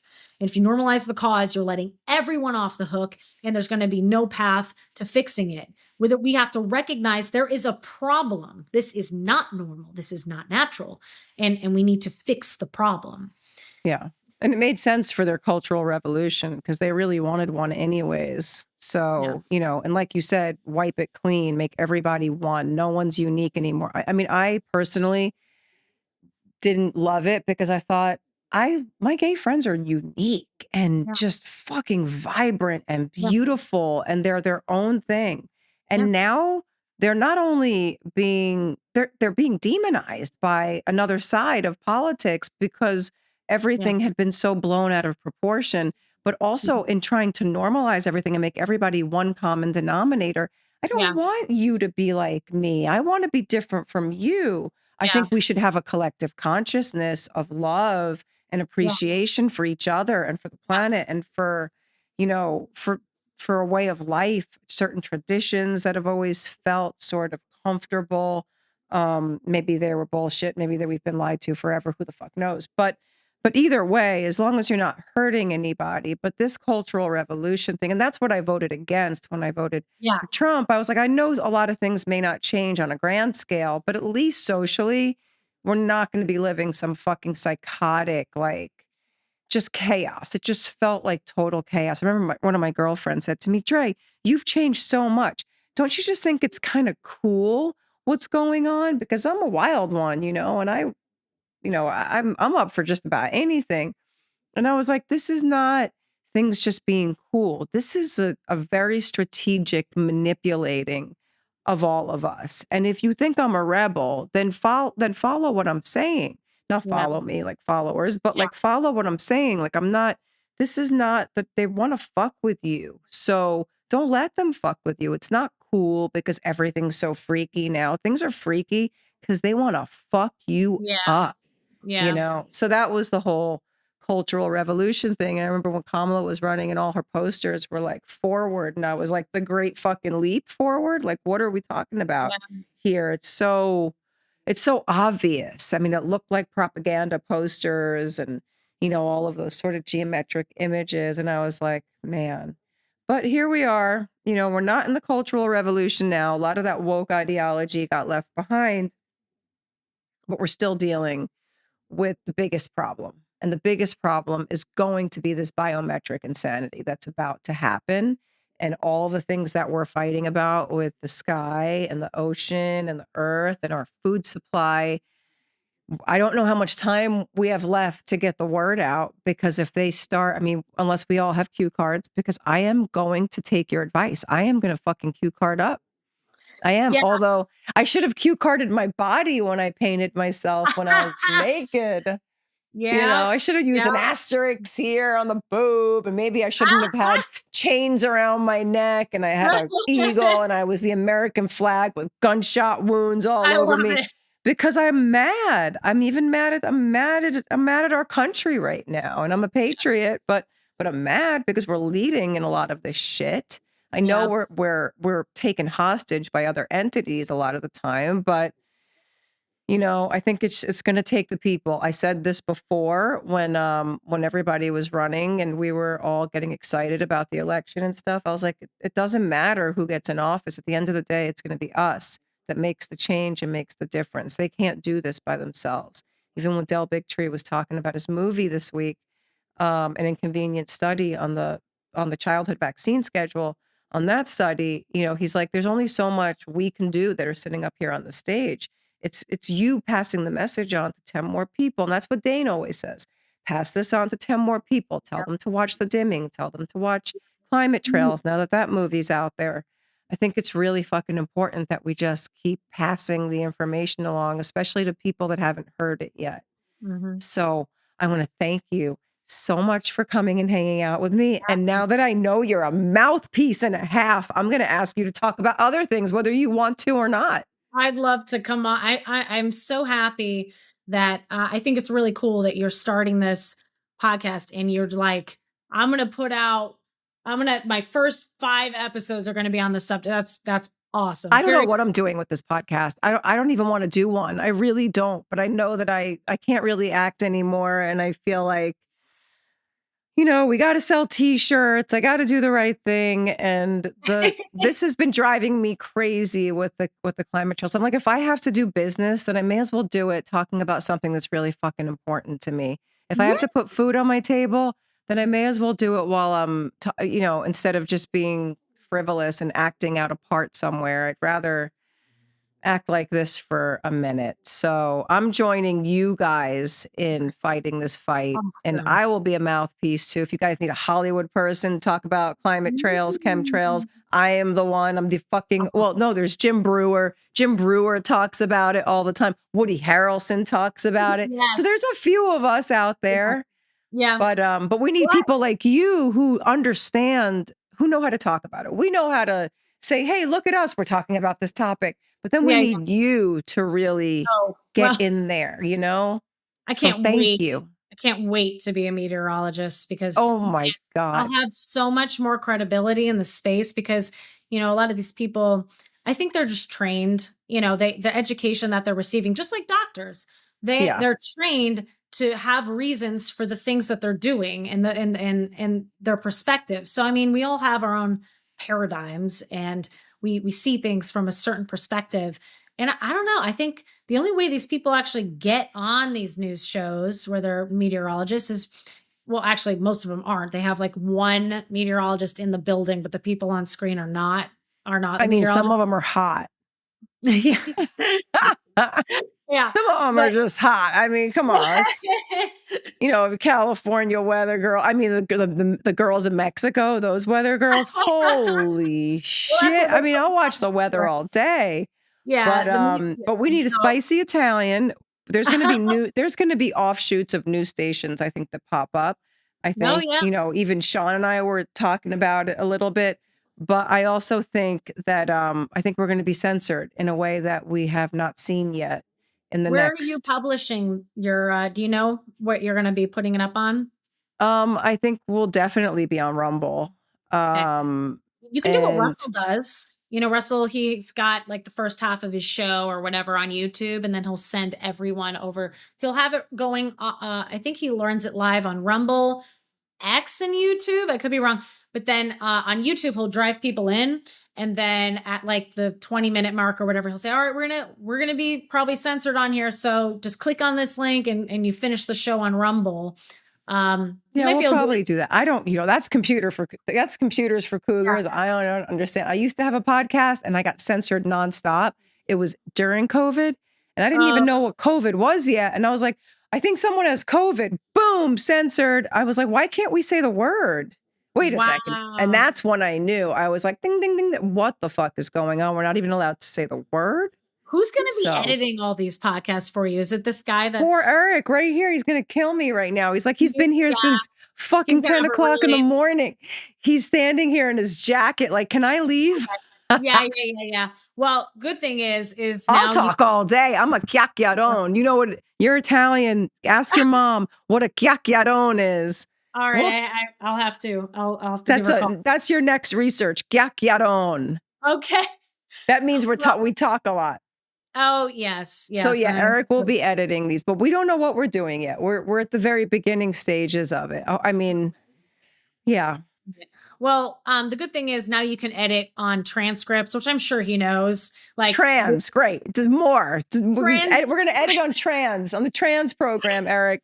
our whole conversation, and I know you might not know this, our whole conversation is going to be shown in transcript form. So he'll be AI. able to read through it and edit based off of the words that we say. So, like, hopefully that'll make his life a little Poor easier. Eric. When I film my shows, which is very few again, but the one I did with Catherine, and she was on my show. She was my first episode as Catherine. And that was like a 4 or 5 hour conversation. And I edited it down to Who's Catherine? Catherine Mellowcat. I think you talked to her already. No, She's I don't. she's from the climate trails. She's really, really, she's the one who confronted the chemtrail pilot. Oh, yes. I love her. No, I She's, didn't speak to her. He gave me 3 people. I said 3 people's good. That's enough. I'm good. dude, But you gotta get Catherine do you on talk here. to Catherine too? Okay, I will. She knows so much and she is so well spoken and she does. Yes, you would love to talk to this. Okay, I You will. would love her. And she is a wealth of knowledge, this girl. Yeah. She knows all Okay. about she lives in Southern California, so she knows all. Is it Southern California? Gosh, She was showing all the Lake Shasta stuff, so I know she's up. I think she's up north Yeah, okay. or near Yeah, but Dane, maybe somewhere. I don't know. she knows all about the CRISPR mosquito spraying. She knows about Oh all shit, the She knows CRISPR about stuff. I'll get into that for fucking hours. I want to learn all. you. I don't know You anything about anything. I just want people to teach me on the podcast because if I'm the you idiot at home. No, if you liked the conversation with me, you're gonna love your conversation with her. She's gonna blow your mind. Yeah, you gotta get her. Okay. Yeah. I even said to Sean, should I get the 2 girls? And he's like, which one? He goes, you mean Catherine and Ariana? No, you don't want them on the same day. You No. won't have enough time. No, Catherine's got a whole I can shoot her a text and be like, "Hey, do you wanna check this girl out?" But yeah, I'm sure I Okay, can well, put there's together. no show for her to watch yet. This is, like I said, but she can go on my Instagram, my shadow banned fucking Instagram, if she can find me at Drea DeMatteo. I know, I'll tell So, yeah, no, I'll put in a good word, but yes, okay. I will let your editor leave. But thank Okay. you so He much. just took the camera away from me. He's like, "You're just on computer now. Fuck you." Oh man. Okay, well, thank you so much for having me. This is great, and I'm very proud of you for doing everything that you've Oh, done and thank you. doing I'm proud of you. well. You have a good day, and shoot me a text anytime if you see something in the sky or Oh, whatever. are you kidding me? You're my new buddy. You're my weather wizard. I'm gonna fucking drive you crazy. I'm changing your name in my phone to the weather wizard. All right, sounds good. Yes, you said you were out to make friends, so I consider you. Yes, I am out to make friends, new friends, people who are not mad about talking about conspiracy theories. No, I know. Plus, I have no problem saying that I'm a conspiracy theorist. Literally, if you think about it, They all come it's true. Who gives a shit? theorizing about conspiracies. Conspiracies are something we should all be theorizing about. Exactly. So where's the harm in that? Exactly. Yeah. All right. Yes. Well, All right, call you me. have a good night. Bye. Goodbye.